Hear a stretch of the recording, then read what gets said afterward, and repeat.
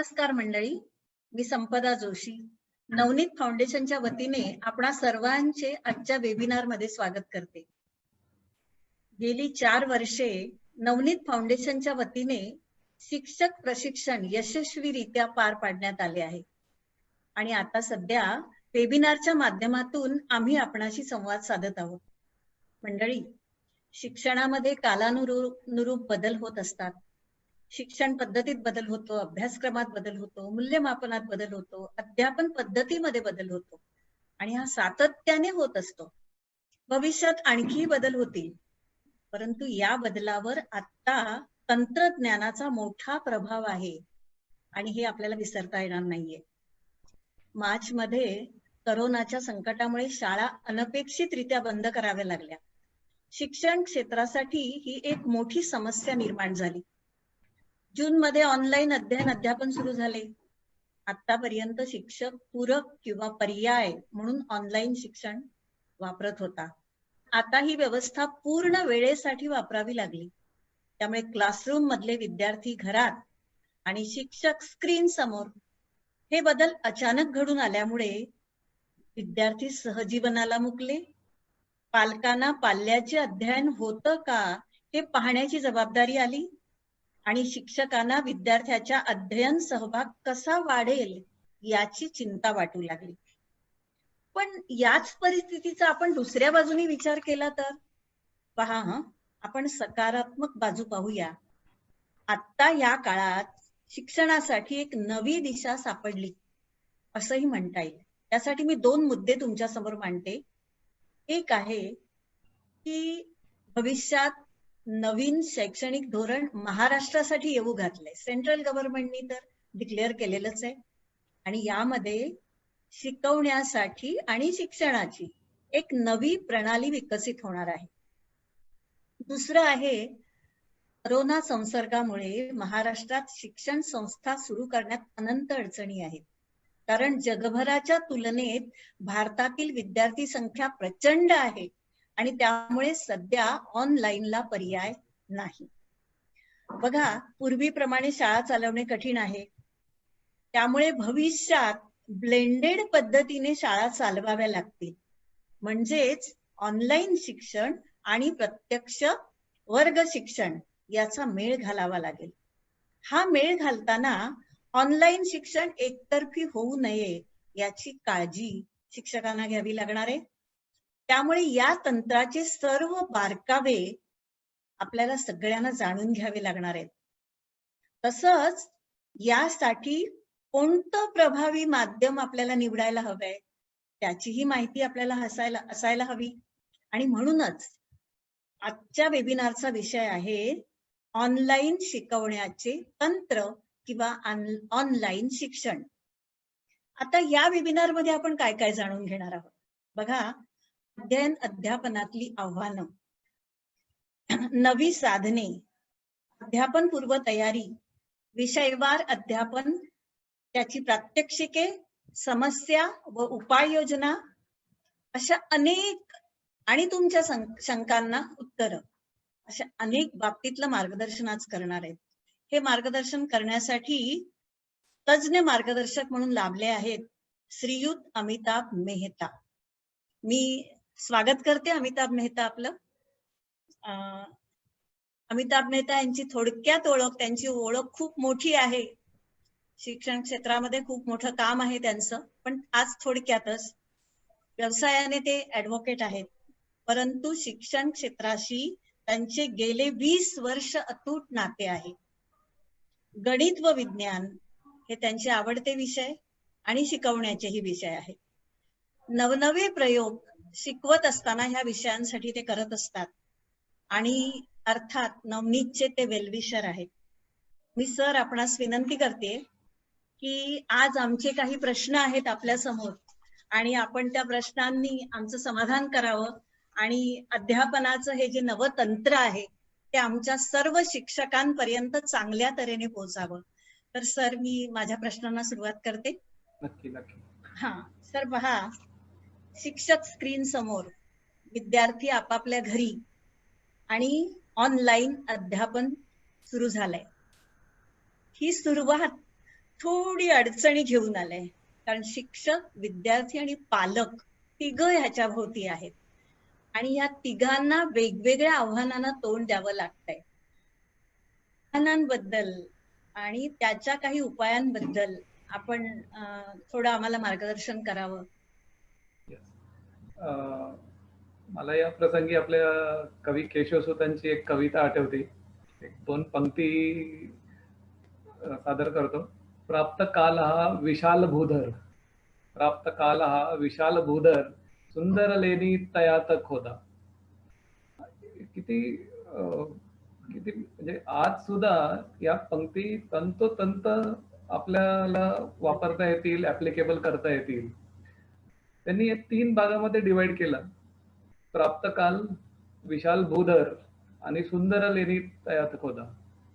आणि हे तिन्ही पार्ट आपण जर व्यवस्थित समजून घेतलं ना, की प्राप्त काल म्हणजे बाबा आता आपल्याबरोबर आपण ज्या काळामध्ये आहे तो काळ.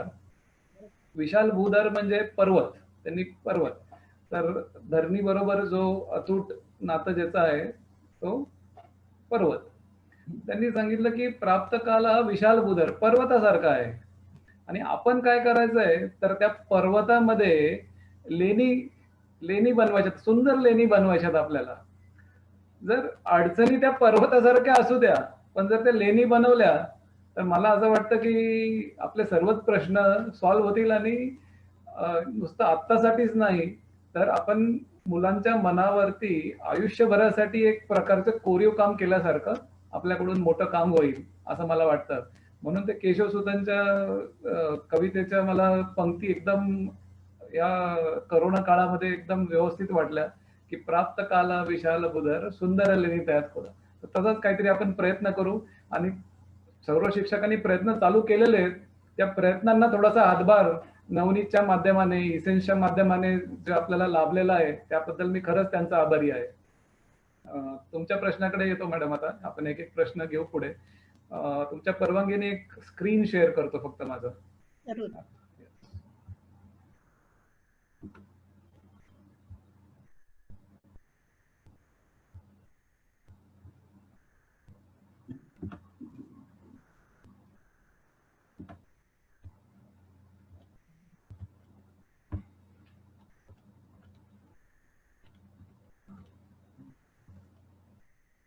आजच्या कार्यक्रमाची रूपरेषा थोडक्यात मॅडमने तुम्ही आताच सांगितले की बाबा या पद्धतीने आपण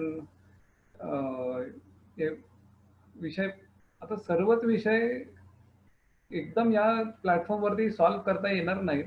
पण आपण नक्की प्रयत्न करू की बाबा याच्यातून काय काय करता येईल आपल्याला. आणि मला एक असं वाटतं की बाबा प्रत्येक सेशन म्हणजे या सेशन नंतर प्रत्येकाला नक्कीच काहीतरी यातून मिळेल याची मी नक्कीच खबरदारी पाळेल. तर सुरू करण्याआधी समजा काही प्रश्न कुणाच्या मनातले राहून जातील तर मी एक ईमेल आयडी इथे समोर दिलेला आहे.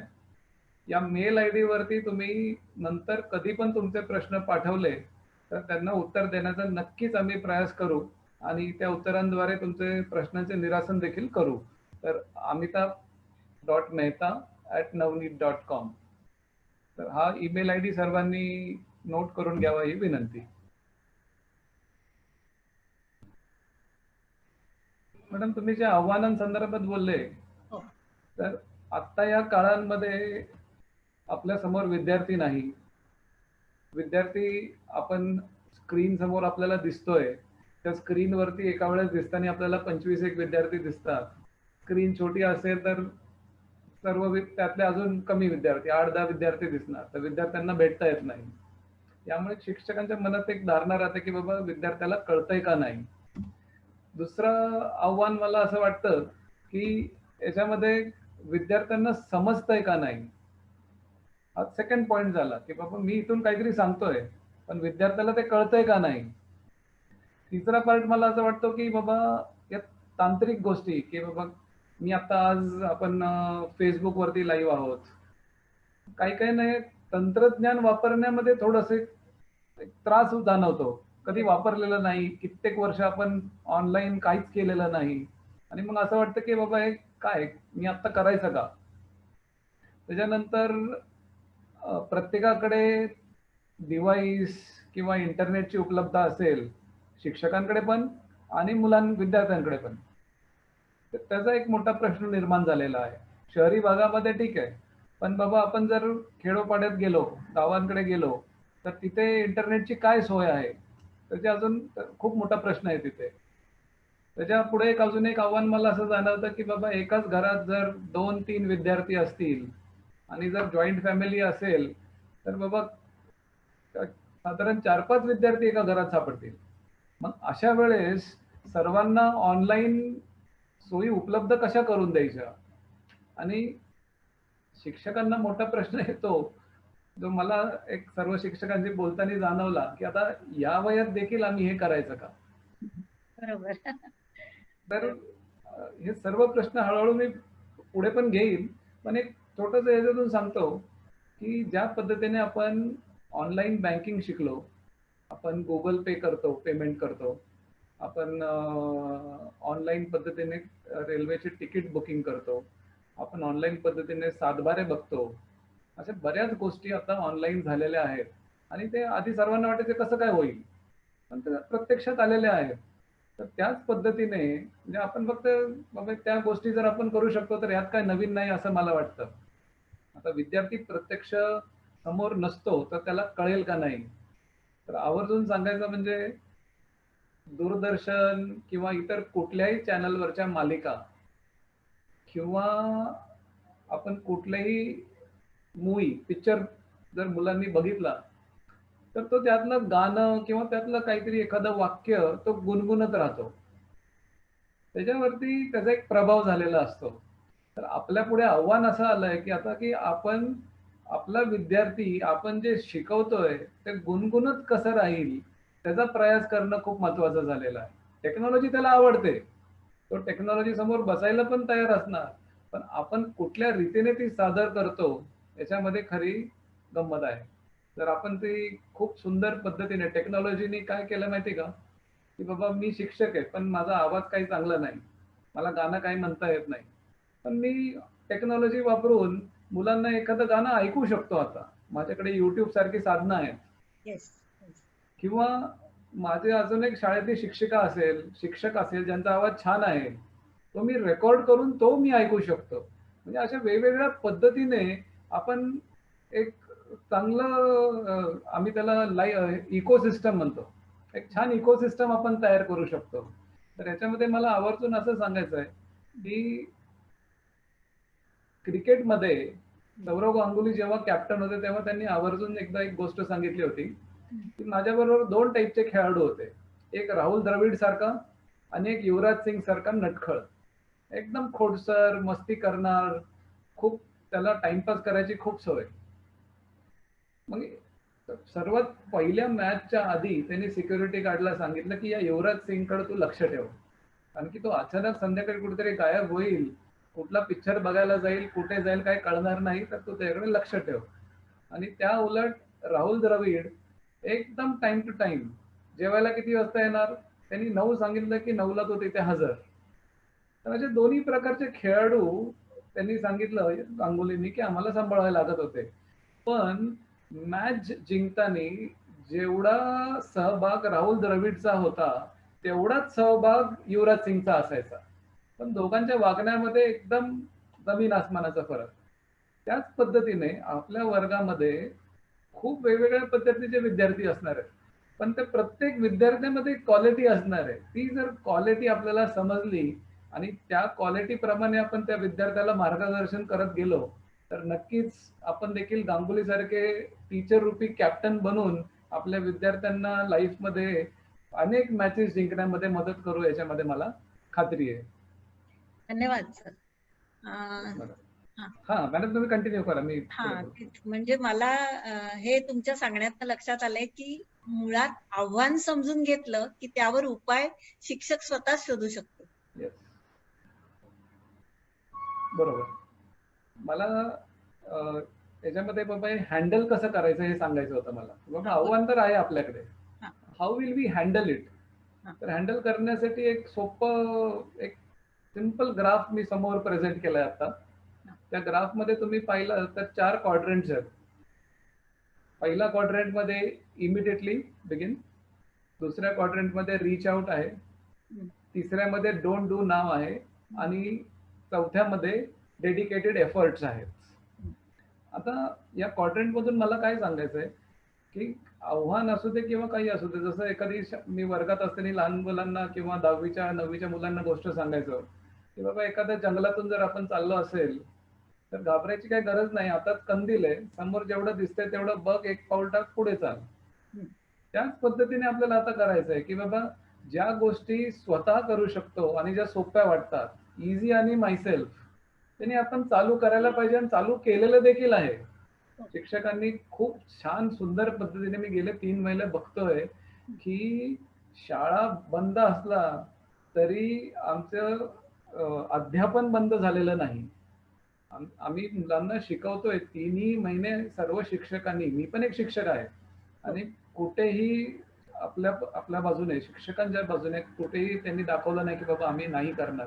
तर याचा मला सार्थ अभिमान आहे. आता इझी आणि मायसेल्फ मध्ये काय काय होऊ शकतं, तर छोट्या छोट्या गोष्टी आहेत की बाबा झूम आहे, झूमचं ऐकलंय मी कुठेतरी, तर मी झूम शिकू शकतो का?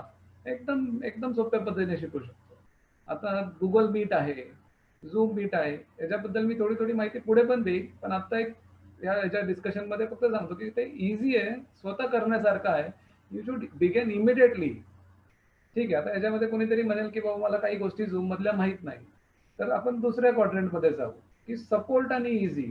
आपल्याला कोणाचा सपोर्ट मिळू शकेल का? आपल्या शाळेमध्ये एखादा कम्प्युटर टीचर आहे किंवा आपल्या गावामध्ये एखादा आपला जुना विद्यार्थी आता कम्प्युटर इंजिनियर झालेला असेल, त्याची आपल्याला मदत मिळेल का? We should learn to reach out. आपण आपल्याला जे पाहिजे ते मिळवण्यासाठी काय प्रयत्न करतो हे खूप महत्वाचं राहील. तर या 2 क्वाड्रंटकडे आपण आता जर लक्ष दिलं ना की सोप्या गोष्टी करायच्या, एकतर मी स्वतः किंवा एकतर कोणाच्या सपोर्टनी 99% प्रॉब्लेम्स विल बी सॉल्व्ड.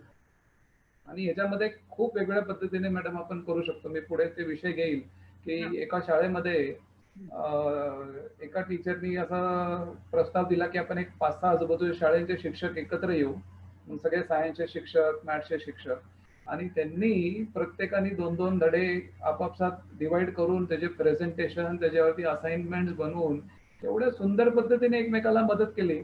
पूर्ण वर्षभराचा अभ्यासक्रम त्यांनी तयार केलेला आहे. सपोर्ट आणि easy, if you remember this, your work will become very easy.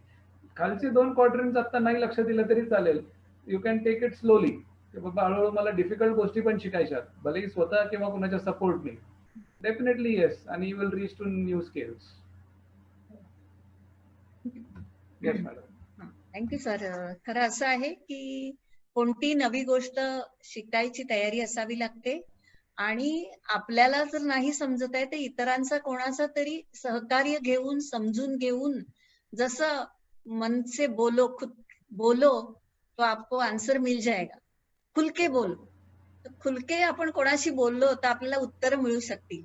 आणि आपल्याला मदत करण्यासाठी खूप मंडळी आहेत की जी आपल्याला ह्याबाबत सहकार्य जरूर करतील. सर धन्यवाद. आता आपण पुढच्या प्रश्नाकडे जाऊया. सर असं आहे की ऑनलाईन अध्ययन आणि अध्यापन यामध्ये साधनं प्रचंड आहेत, बाजारामध्ये खूप आहेत. बरोबर. आता मी काय निवडायचं? कारण काय शासनाची आहेत, काही शिक्षकांनी स्वतः तयार केली आहेत, काही खाजगी कंपन्यांची आहेत. आता ह्यातलं नक्की चांगलं काय हे निवडणं जरा थोडंसं कठीण जातंय. आणि आत्ताचा हा काळ असा आहे की मी बाहेर जाऊन बाजारात काही मोकळेपणाने पाहू शकते असंही नाही. ऑनलाईन वर चेक करायचं तेव्हा सुद्धा थोडीशी अडचण येऊ शकते की हे खर्चिक आहे का वगैरे, असे प्रश्न समोर येऊ शकतात. तर साधन निवडीबाबत आपण काही मार्गदर्शन करू शकाल का? बरोबर. साधन चांगलं किंवा वाईट असं काही त्याच्यामध्ये काही नाहीये. बरोबर. बाबा व्यवस्थित पर्यायी म्हणू आपण, पर्याय एकमेकाचे पूरक आहेत. म्हणजे तुम्ही हे वापरलं तरी चालेल, ते वापरलं तरी. मग आता एखादी गोष्ट आपल्याला शिकवायची आहे, ते शिकवताना कुठलं छान आपल्याला वापरता येईल याच्याकडे फक्त एक मेन लक्ष दिलं तर त्याच्यामध्ये आपला बऱ्यापैकी मेजर पार्ट सॉल्व्ह होऊन जाईल. आता ऑनलाईन शिकवण्यासाठी आपल्याकडे युट्यूब सारखं चॅनल आहे ज्याच्यावरती खूप डोनर्स आपण म्हणतो, कॉन्ट्रीब्युटर्स असं म्हणू त्यांना आपण, त्यांनी खूप छान व्हिडिओ त्याच्यावरती अपलोड केलेले आहेत. गुगल या कंपनीने एज्युकेशनसाठी खूप छान व्हिडिओ त्याच्यामध्ये दिले. मग आता याच्यामध्ये प्रश्न असा निर्माण होतो की ते तर इंग्लिशमध्ये असतील. माझा अनुभव असा आहे की एखादा जर व्हिडिओ तुम्ही प्ले केला आणि कित्येक वेळा मी पाहिले विद्यार्थी वेगळ्या भाषेतला मूवी बघतायत आणि सबटायटल वरून तो समजून घेतायत की बाबा त्या व्हिडिओमध्ये काय. तर माझं तर म्हणणं असं आहे की त्या ऑडिओ बंद ठेवायचा, ऑडिओ बंद ठेवून शिक्षकांनी बोलायचं की बाबा त्या व्हिडिओमध्ये काय आहे. तर भाषेचा कुठेही प्रॉब्लेमच येणार नाही आणि एकदम सोप्या पद्धतीने त्यांना एक्सप्लेन करता येईल आणि त्या व्हिडिओची मदत का होईल की एक जिवंतपणे ते चित्र त्यांच्या समोर उभं राहील. शिक्षकाच्या लिमिटेशन्स काय आहेत की शिक्षकाला खूप वेगवेगळ्या रोलमध्ये काम करावं लागतं, जेव्हा म्हणजे त्याच्याकडे बघून मुलांना असं वाटतं की अरे आपल्या शिक्षकाचा आवाज खूप छान का नाही आहे, शिक्षक आपले खूप चांगले अमिताभ बच्चन सारखी किंवा अजून शाहरुख खान सारखी ऍक्टिंग का करत नाही, किंवा शिक्षिका असेल तर बाबा शिक्षिका अशी एकदम मूवी मध्ये दिसते तशी का छान वाटत नाही. असे खूप वेगवेगळे प्रश्न समोर जावं लागतं शिक्षकांना. आता टेक्नॉलॉजीचा वापरून माझा आवाज चांगला नाही, ठीक आहे, आपण एक छानसं कोणीतरी गायलेलं रेकॉर्ड करून घेऊ, ते ऐकू मुलांना. एखादं छानसं शॉर्ट स्टोरीज असतात, शॉर्ट फिल्म्स असतात, जे आपल्या आपण जे काही शिकवतोय, सायन्स असो, लँग्वेजेस असो, त्याच्याबरोबर ते बरोबर मॅच होणारं असतं. तो जर व्हिडिओ आपण वापरला तर त्याच्यामध्ये 101% शिक्षकांना उपयोग होईल. प्लॅटफॉर्मचं सांगायचं झालं तर याच्यामध्ये आता गव्हर्नमेंटनी दूरदर्शनवरती देखील शिकवण्याची सोय उपलब्ध केलेली आहे. इलिमिलीचा येस, फिलिममध्ये झालं, सह्याद्रीवरती तो कार्यक्रम चालू झालेला आहे. त्याच्यानंतर वेगवेगळे प्रायव्हेट कंपनीज जसे नवनीत आहे, इसेन्स आहे, अशा कित्येक कंपन्या आहेत ज्यांनी ई लर्निंग कंटेंट आता सर्वांसाठी उपलब्ध करून दिलेलं आहे. त्याच्यानंतर रोटरी, लायन्स क्लब सारखे फाउंडेशन्स आहेत जे मोठ्या प्रमाणामध्ये यासाठी सपोर्ट करण्यासाठी पुढे येत आहेत की बाबा आमच्याकडे काही अडचणी असतील तर आपण त्यांचा सपोर्ट घेऊ शकतो. असे कित्येक रूट्स आहेत त्याच्यामध्ये की ज्याच्यामुळे आपण आजचा जो ऑनलाईन कसं शिकवायचं, तर एवढं काही अवघड राहिलं नाही. प्लॅटफॉर्म्स बद्दल बोलायचं झालं तर जिओ मीट आहे, गुगल मीट आहे, झूम आहे, त्याच्यानंतर युट्यूब, गुगल म्हणजे एक एन्सायक्लोपीडियाच आहे. तो आपल्याला फक्त व्यवस्थित वापरता आला पाहिजे. तर या बेसिक गोष्टी सर्व शिक्षकांना पण माहिती आहेत. अडचण येते की बाबा आमच्याकडे कनेक्टिव्हिटी मिळेल का नाही, तर याचे देखील सोल्युशन झालेले आहेत. आता बऱ्याच जागी वेगवेगळे प्रयोग चालू आहेत. आणि परवा माझ्या ऐकण्यात एक विद्यार्थिनीचं आलं, फोंडा गावात एक विद्यार्थिनी राहते, 10वीच्या बोर्डात प्रथम आलेली, 12वी प्रथम आलेली. हो. आणि मेडिकलला फायनान्समुळे मेडिकलला नाही जाऊ शकली, पण जे काही तिला करता येते तिने पुढच्या याच्यामध्ये बीएससी साठी ऍडमिशन घेतलं आणि घरी पोहोचली आणि करोनामुळे लॉकडाऊन झालं आणि तिकडे शिक्षण चालू झालं. भावानी मोबाईल दिला, घरात बाकी लोकांकडे जास्ती काही सोयी नाही, पण इंटरनेट कनेक्शन येईना. तर एक दिवशी कळालं की बाबा इंटरनेटचं कनेक्शन गावाच्या बाजूच्या डोंगरावरती आहे. तर ती डोंगरावरती झाडाखाली राहून उन्हामध्ये ती अभ्यास तिने चालू केला. पावसाळा चालू झाला तर मग भावाने तिथेच एक झोपडी बांधून दिली.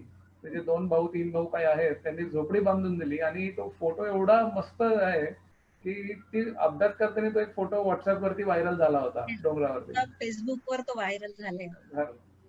जर म्हणजे ज्याची करायची इच्छा असेल तर तो काही करू शकतो, मग शिक्षक असो किंवा विद्यार्थी असो. आपण फक्त त्यांना बाबा आपण म्हणतो ना की तो बाळकडू दिलं पाहिजे. त्यांना एकदा स्टार्टिंगला जर आपण व्यवस्थित शिकवलं की बाबा काय आहे, ह्याच्यानी काय होणार आहे, काय नाही होणार, बाबा स्टुडंट्सला ह्याच्यामधून नुसतं एज्युकेशन, म्हणजे माझं तर असं म्हणणं आहे ना की मी मॅथ्स शिकवतो, पण माझ्याकडे विद्यार्थी फक्त मॅथ्स शिकण्यासाठी येतात का हो? तर फक्त मॅथ्स नाही, तर मी त्याच्यासाठी काहीतरी लाईफ स्कूलिंग, जीवनामध्ये तू काय करू शकशील, तुझ्या जीवनामध्ये तुझा काय पर्पज आहे, हे थोडंसं संगनमत जर विषयांचं आणि लाईफचं जर आणलं ना, तर तुम्ही ऑनलाईन शिकवा किंवा समोरासमोर शिकवा, विद्यार्थी नेहमी तुमचं नाव काढतील आणि त्यांना तुमचा वर्ग ऑनलाईन असो किंवा प्रात्यक्षिक वर्ग असो, तो त्याच्यामध्ये बसायला त्याला आवडेल. हो, म्हणजे शिक्षकाची भूमिका कुठेही बदलत नाही. कुठेही ऑनलाईन असो बदलत की ऑफलाईन नाही. असू दे. येस, तो आपल्याला जे मूल्य द्यायची ती मूल्य मुलांना देणारच आहे तिथे. देणार. आणि साधन तो स्वतः निवडू शकतो आणि मुलंही काही वेळेला आपल्या समोर येतील की हे साधन सर छान आहे आणि मी युट्यूब पाहिलंय, ह्याच्यावर हे येस, आहे किंवा ई लर्निंगचा हा भाग मी पाहिलाय आणि हा शिकवताना मला खूप छान वाटतंय किंवा माझ्या कन्सेप्ट क्लिअर होत आहेत, असं मुलंही स्वतः आपलं मत देऊ शकतील. बरोबर. आणि साधन निवडीमध्ये मुलांचाही सहभाग असेल, काही वेळेला पालकही मार्गदर्शन करू शकतात आणि काही तज्ज्ञ मंडळी आहेत, जसं खाजगी कंपन्यांचं तुम्ही सांगितलं, खाजगी कंपन्या आपापले कॅनव्हासर्स पाठवून सुद्धा आपापल्या डिव्हाइसची ओळख करून देतात. तर ही अनेक मार्ग आहेत की आपल्याला शिकवण्यासाठी कोणतं माध्यम वापरायचंय ते ठरवता येऊ शकेल. बरोबर. धन्यवाद सर. आता पहा की एक शिक्षक आहे, तो अनेक विषय शिकवतो. म्हणजे बरोबर. मीही शिक्षक होतेच, आता रिटायर्ड आहे, पण मी मराठी शिकवायचे, इतिहास शिकवायचे, भूगोल शिकवायचे. इतिहासामध्ये राज्यशास्त्र आलं, भूगोलामध्ये अर्थशास्त्र आलं आणि मग मला 2-4 वर्गांना हे जर शिकवायचंय, तर मला ऑनलाईन शिकवण्याच्या आधी ऑफलाईन तयारी भरपूर करावी लागते. राईट. आणि नियोजन नसेल तर मी तो अर्ध्या तास किंवा तो 35 मिनिटाचा पिरियड आहे, तो घेण्यामध्ये अडचणी येऊ शकतात. सर, पूर्वनियोजन ऑनलाईन एज्युकेशनच्या बाबतीमध्ये शिक्षकाला ऑनलाईन तयारी करण्यासाठी पूर्वनियोजन कसं करता येईल किंवा लेसन प्लॅनिंग आपण म्हणूया त्याबाबत, तर ते कसं करता येईल? राईट. आता याच्यामध्ये मी स्टार्टिंग पासून म्हणजे एक पहिला प्रश्न जो आपल्याला चॅलेंजेस मध्ये जाणवला हा. की बाबा मी तर शिकवतोय पण विद्यार्थ्याला कळतंय का नाही, या प्रश्नापासून ते एखादा आपलं लेक्चर संपस्तोपर्यंत काय काय करता येईल, एक छोटस एक प्रात्यक्षिक तुम्हाला मी देतो.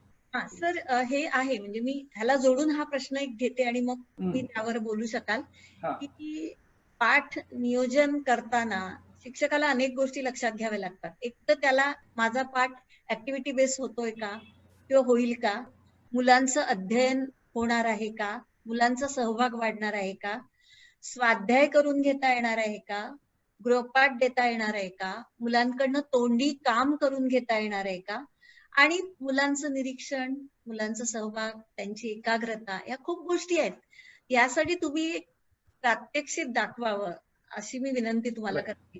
तर ते प्लॅनिंग सह दाखवलं तर बरं होईल. एक असं पकडू की आपण एक हा जो आपला आता चालू तर वर्गातला एक तासच आहे. हो हो. आणि आता मला सर्वांपर्यंत काय पोहोचवायचं तर बाबा ऑनलाईन शिक्षण पद्धती ही किती इफेक्टिव्ह आपल्याला करता येईल. येस. आणि मी नेहमी कुठलंही कार्य करताना एफर्ट आणि इम्पॅक्ट याच्याकडे खूप लक्ष देतो. आणि माझं असं म्हणणं असतं की एफर्ट किती जास्त किंवा किती कमी लागू दे, पण इम्पॅक्ट खूप जास्ती झाला पाहिजे. तर त्या दृष्टिकोनातून आपण काम केलं पाहिजे. आता असं वाटेल की बाबा आम्हाला प्रेझेंटेशन तयार करायचे, आम्हाला अजून व्हिडिओज बघायचे, आम्ही आता सगळ्या वेगवेगळ्या हिस्ट्री आहे, जॉग्राफी आहे, त्याचे व्हिडिओ शोधायला वेळ जाणार आहे, एफर्ट्स खूप लागणार आहेत, पण त्या एफर्ट मधून इम्पॅक्ट नक्कीच येणार आहे. आणि दुसरी बाजू अशी पण आहे की ते एफर्ट्स कमी कसे करणार. तर if you collaborate, distribute work, teachers come together, ते एफर्ट्स कमी होतील पण इम्पॅक्ट पण जास्ती होईल. तर ते धोरण जर वापरून आपण पुढे गेलो तर मी आता पहिला मुद्दा घेतो की बाबा मुलं 45 मिनिटं वर्गात नीट बसत नाही तर ऑनलाईन कसे बसणार. तर टू एन्श्योर की बाबा याची आपल्याला आपण एक याच्यासाठी एक प्रयोग करू शकतो.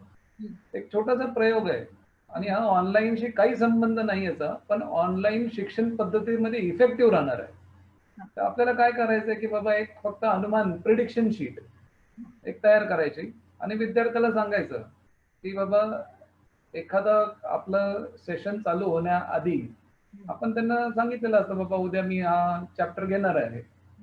तर तू काय सांगायचंय बाबा याच्यातून तू याच्या अतिरिक्त 2 गोष्टी सांग की बाबा लिहून ठेव तुझ्याकडे की या सेशन मधून आपल्याला काय काय मिळेल, आज आपल्याला मॅडम किंवा सर काय शिकवतील याच्यातून, मला याच्यातून आज 2 गोष्टी या शिकायला मिळतील असा माझा अनुमान आहे.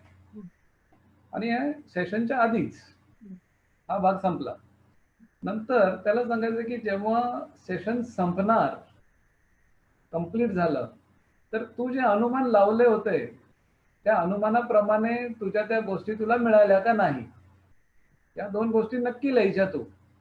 आणि ते झाल्यानंतर अजून एक गोष्ट अशी करायची की किमान 1 आणि मॅक्झिमम 3 प्रश्न तयार करायचे तू. आणि हे प्रश्न तुझे बाकीचे मित्रच त्याचे उत्तरं देतील. अशा 3 गोष्टी फक्त एवढ्या लक्षात ठेवायच्या. आता याचा इम्पॅक्ट काय होणार आहे, की बाबा आता मी एखादा चॅप्टर शिकवतो, मला बहुतेक आता शिवाजी महाराजांचा धडा शिकवणार आहे, तर बाबा आज मला कळेल की आग्र्यामध्ये काय झालं, किंवा अजून असं काहीतरी 1-2-3 गोष्टी त्याच्या डोक्यामध्ये येतील.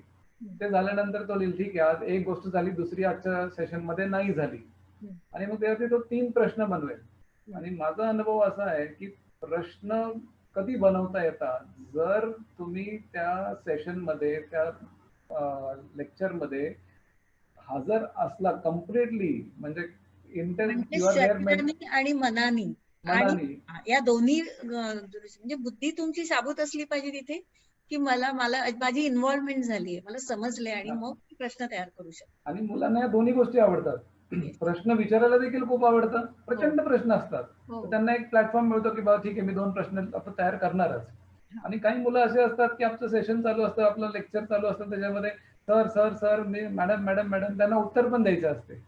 तर या दोघांना त्याच्यामध्ये सहभागी व्हायला एकदम म्हणजे मी माझ्या वर्गात वापरलेलं आहे. आणि याचा इम्पॅक्ट असा आहे की या छोट्याशा प्रयोगामुळे विद्यार्थी 45 मिनिटं जागेवरून हलत नाही. एक छोटासा नमुना मी दिलाय, तुम्ही ट्राय करू शकता याचा. आता एक स्टेप तुम्ही जसं सांगितलं आता की बाबा ऑनलाईन शिक्षण परिस्थितीमध्ये अंतर्गत अध्ययन, आता कसं काय करायचं, तर मग त्याच्यामध्ये तुमचं नियोजन असेल पाठाचं, किंवा असाइनमेंट आणि गृहपाठ असेल, त्याच्यानंतर परीक्षा आणि त्याचे मूल्यांकन कसं करायचं, त्याचे गुणपत्रिकेचं काय करायचं आता, आणि ऑनलाईन शिक्षणाचे साहित्य आणि फायदे, या सगळ्या गोष्टी त्याच्यामध्ये आपण कशा सॉल्व्ह करू शकतो. तर याच्याकडे एक थोडंसं आपण एक स्क्रीन चेंज करतो.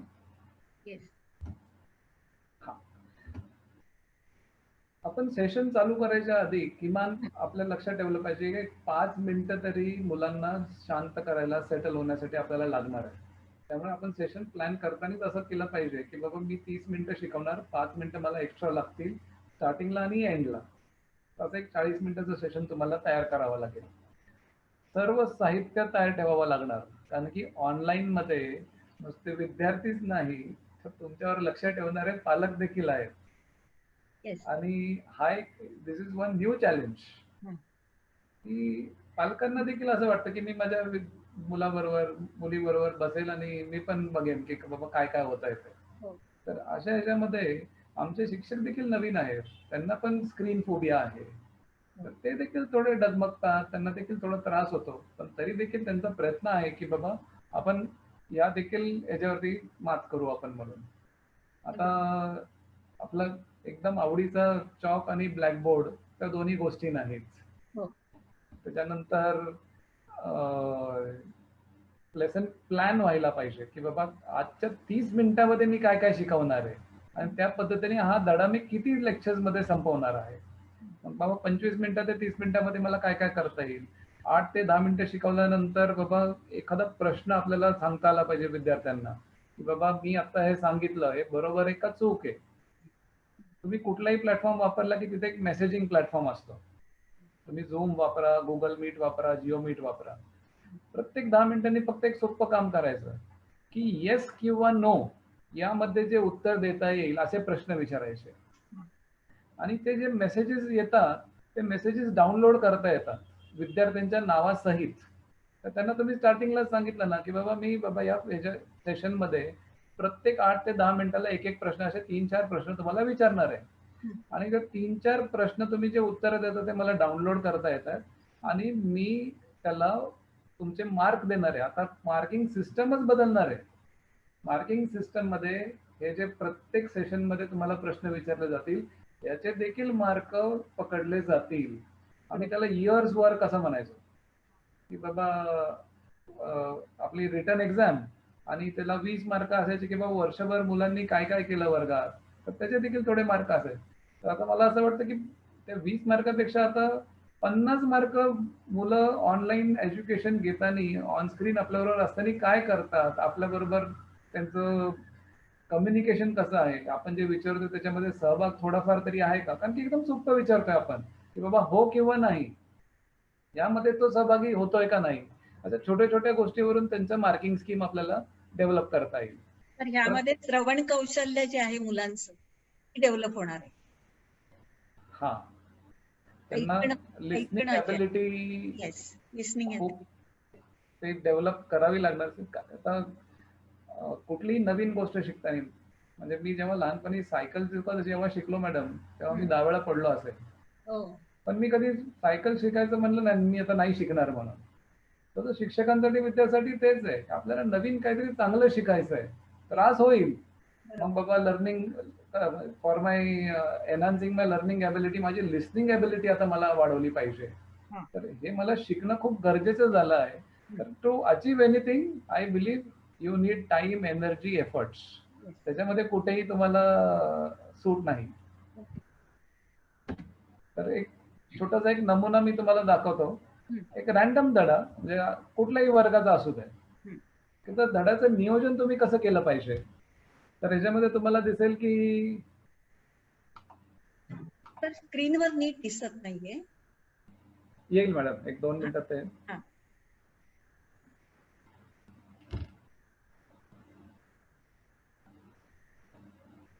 नाही दिसत आहे.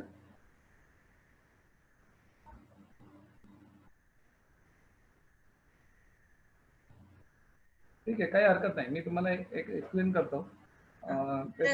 तर एकच इंटरॅक्ट थोडस की आपल्याला मेसेजेस येत आहेत की स्क्रीनवरचं नीट दिसत नाहीये. तर तुमच्या बाजूनी तुम्ही एक थोडं स्पष्टीकरण सांगितलं तर बरं होईल की कारण एक थोड्या वेळातच दिसेल. Right, right. नेटवर्क इश्यू किंवा काही असल्यामुळे स्क्रीन जर नीट दिसत नसेल तर थोड्या वेळात बफरिंग होऊन ते दिसेल. याच्या आधी स्क्रीन दिसत होते नीट, पण आता काही मेसेजेस आलेले आहेत. आता प्लॅनिंगचं आहे ना, त्याची शीर्षक जरा स्पष्ट झाली पाहिजेत लोकांना, म्हणजे त्यांना नमुना कळेल. करेक्ट.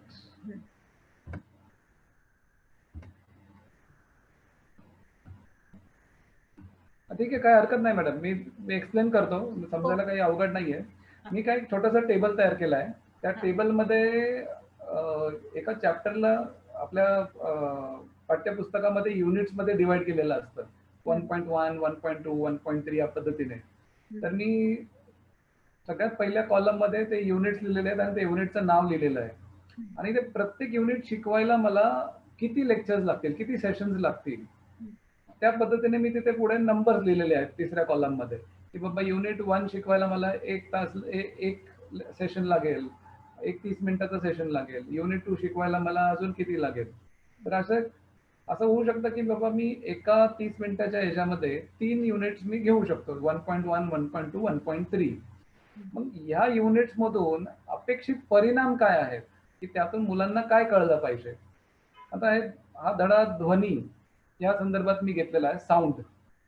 तर या धड्यातून बाबा समजा मी आत्ता चालू करणार आहे धडा, तर त्यातून बाबा मला असं वाटतं की या पहिल्या सेशन मधून विद्यार्थ्यांना ध्वनीची माहिती, ही बेसिक माहिती त्यांना कळली पाहिजे. कुठला वर्ग आणि विषय जरा, म्हणजे विज्ञानातला आहे हा विज्ञानातला, आणि ध्वनी हा 8वी पासून 10वी पर्यंत प्रत्येक वर्गामध्ये आहे. प्रत्येक वर्गामध्ये आहे. तर मी माझं नियोजन असं केलं की बाबा पहिल्या सेशन मध्ये 30 मिनिटाचं जर माझं सेशन असेल तर मी काय काय घेणार. मग त्याच्यामध्ये मुलांना बेसिक गोष्टी कुठल्या कुठल्या कळायला पाहिजे, की ध्वनीची माहिती ही त्यांना कळालीच पाहिजे, त्याशिवाय तो चॅप्टर पुढे जाऊ शकत नाही. मग त्याच्यामध्ये त्याची वैशिष्ट्य आहेत, काही उदाहरणं कुठली कुठली देता येतील, अगदी मायन्यूट डिटेल्स बाबा एका सेशन मध्ये काय काय करता येईल असं मी पूर्ण धड्याचं नियोजन केलं. आणि ते करताना प्रश्नातच की बाबा परिणाम म्हणजे मी काय केलं, प्रश्न तयार केले की हा जर प्रश्न मी विद्यार्थ्यांना विचारला तर तो त्याला त्याचं उत्तर देता येईल का. मग आता समजा याच्यामध्ये मी एखादा प्रश्न असा घेतला की बाबा ध्वनीची माहिती लिहायला जर सांगितली, तर आत्ताच शिकवलंय मी, तर मुलांना लिहिता येईल का. किंवा बाबा ध्वनी लाटांविषयी जर काही त्यांना लिहायला सांगितलं तर त्यांना ते जमेल का. तर असे प्रश्न परिणाम प्रश्नांमध्येच कन्वर्ट केला, आणि या प्रश्नांची जर माझ्या विद्यार्थ्यांना उत्तरं देता आली तर माझं शिकवण्याचं काम व्यवस्थित झालेलं आहे, असं माझं मी स्वतः निकष लावतो. आणि बरोबर. एकदम व्हेरी सिस्टमॅटिक आणि very beautiful way of teaching. Yes. तर सर, असं मी मी ह्याला असं म्हणतो की अध्ययन निष्पत्ती काय होणार आहे करेक्ट ते तुम्ही प्लॅनिंग करतानाच तुमचं आधीच ठरलेलं असतं शिक्षकाचं. करेक्ट आणि शिक्षक तसं ठरवतात की मला ह्या पाठामधून विद्यार्थ्यांकडून ह्या गोष्टी करून घ्यायचे. तुम्ही जे आता प्रश्न सांगणार आहात तर प्रश्नामध्ये तुमची उत्तरं आधीच तुम्हाला मिळालेली आहेत शिक्षक म्हणून. मग मुलांकडनं ते घेता येणार आहे. Thank you sir. चला पुढे. येस. येस. तर हा लेसन प्लॅनचा भाग होता की समजा साधारण ध्वनी हा धडा साऊंड शिकवण्यासाठी समजा मला एक 5 सेशन्स लागतील असं पकडू आपण. हो. हा. असं मी प्रत्येक लेसनचं प्लॅनिंग रेडी ठेवतो. बरोबर. आता मी रेडी ठेवतो त्याचं कारण असं की बाबा हे ऑनलाईन पद्धती e learning I am using for last many years. त्यामुळे माझ्याकडं हे ऑलरेडी आता रेडी होतं आणि मी ते यूज करू शकलो. पण आता शिक्षकांना काही नाही, थोडंसं काम विभाजन घेतलं, एक 5-6 सायन्सचे शिक्षक एकत्र आले तर ते सर्व धड्यांचं खूप फटाफट करू शकतील असं. मग ते झाल्यानंतर आजच्या सेशनचं मायन्यूट प्लॅनिंग करायचं. अख्ख्या धड्याचं तर प्लॅनिंग झालं बाबा, आपल्याला 5 सेशन्स लागणार आहे. मग आजच्या धड्यामध्ये मी माझं जे प्रेझेंटेशन तयार करणार आहे त्याच्या प्रेझेंटेशनमध्ये स्लाइड्स किती पाहिजेत. तर साधारण समजा बाबा मी ठरवलं की बाबा 30 मिनिटासाठी मी एक 6 स्लाइड्स मला आज लागणार आहेत, त्याच्यामध्ये 6 गोष्टी मला कव्हर करायच्या आहेत.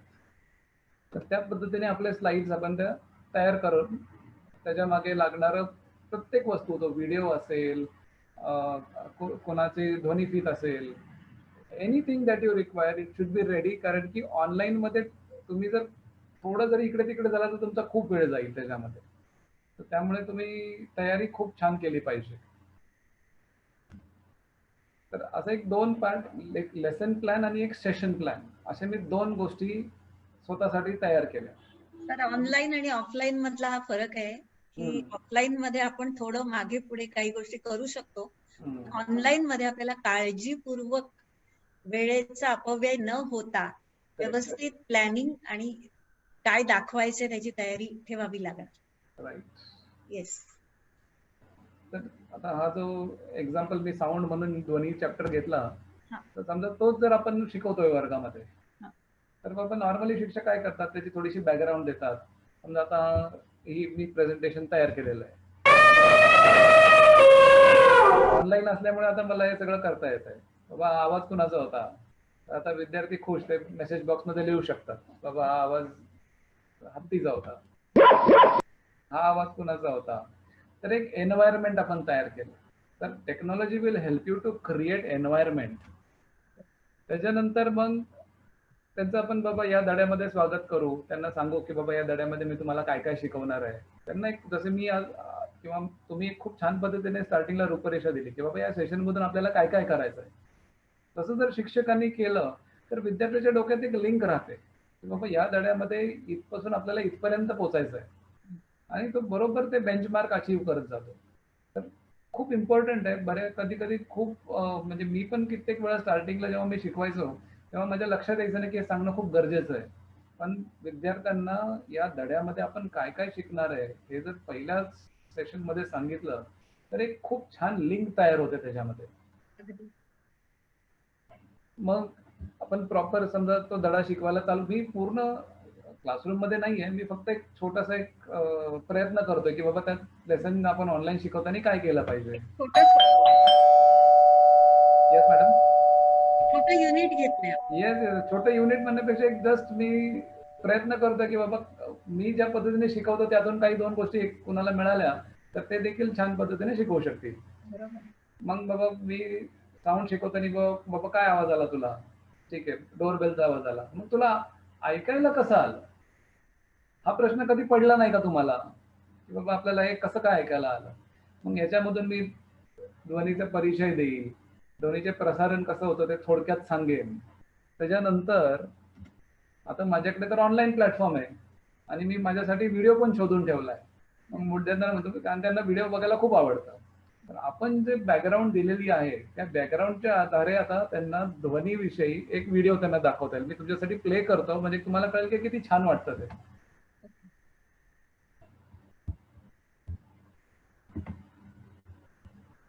Top Scorer.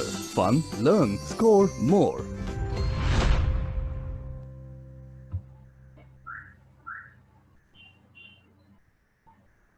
प्रकरण 12. ध्वनीचा अभ्यास. ध्वनीचे स्वरूप. संपूर्ण दिवसभरात आपण वेगवेगळ्या प्रकारचे ध्वनी ऐकतो. ध्वनी आपल्या कानात ऐकण्याची संवेदना निर्माण करते. त्यामुळे आपण विविध ध्वनी ऐकू शकतो. म्हणजेच ध्वनी ही एक प्रकारची ऊर्जा असून ती आपल्या कानात ऐकण्याची संवेदना निर्माण करते. आता व्हिडिओ सारखं किंवा एखादं मूवी बघतो असं प्ले करायची गरज नाहीये. तर आपण हे थांबवू शकतो. समजा परत आपल्याला वाटलं की हे रिपीट करायचं आहे, तर आपण मागे जाऊन ते ऐकण्याची संवेदना निर्माण करते. तर आपण हे रिपीट करू शकतो. तर काही काही गोष्टी मला असं वाटतं की विद्यार्थ्यांना आपण शिकवताना इमिडिएटली त्यांच्या लक्षात राहिल्याच पाहिजेत. अशा गोष्टी हिट केल्या पाहिजेत. आणि as a teacher, as a human being, repetition is very tedious work. पण टेक्नॉलॉजीमुळे बाबा 1-2च मिनिटं लागतात. तुम्ही फक्त ते मागे गेले आणि ते परत रिप्ले केलं, संवेदना निर्माण करते. तर तुम्ही रिपीट करू शकता. म्हणजे विद्यार्थ्यांना कळतं की हा इम्पॉर्टंट पार्ट आहे. त्याच्यावरती प्रश्न पण विचारू शकता, बाबा तुम्हाला ध्वनी म्हणजे काय कळालं का? ही ऊर्जा तरंगाच्या स्वरूपात असते. हे तरंग दोलनांच्या स्वरूपात एका विशिष्ट वेगाने माध्यमातून प्रसारित होतात. ध्वनीचा वेग हा तिच्या वारंवारितेवर अवलंबून असतो. वारंवारितेत बदल झाल्यास ध्वनीचा वेगही बदलतो. परंतु ज्या माध्यमातून ध्वनी तरंगाचे प्रसारण होते त्या माध्यमाच्या गुणधर्मावर ध्वनीचा वेग अवलंबून असतो. म्हणूनच ध्वनी प्रसारणासाठी माध्यमाची आवश्यकता असते. ध्वनी तरंग माध्यमातून प्रसारित होताना माध्यमांच्या कणांचे दोलन त्यांच्या मध्यस्थितीच्या आजूबाजूस होते. म्हणजेच ध्वनी तरंगात माध्यमाच्या कणांचे दोलन हे ध्वनी प्रसारणाच्या दिशेशी संबंधित असते. पॉज करून त्यांच्याशी थोडासा संवाद केला तर विद्यार्थ्यांना अजून त्यांचे काही प्रश्न असू शकतील ते तुम्ही त्यांना सांगू शकता की तुम्ही लिहून ठेवा, की बाबा मी आता जेव्हा शिकवते तेव्हा तरी विचारता येत नाही, पण मेसेजिंग प्लॅटफॉर्म आहे, व्हॉट्सअप आहे, त्याच्यावरती ते प्रश्न परत पाठवू शकतात. पण व्हिडिओ पिक्चर सारखा न लावता त्याच्यामध्ये इंटरॅक्शन ठेवणं खूप गरजेचं आहे. चला आता आपण ध्वनी तरंगांची वैशिष्ट्ये अभ्यासूया. Top Scorer. Fun, learn, score more.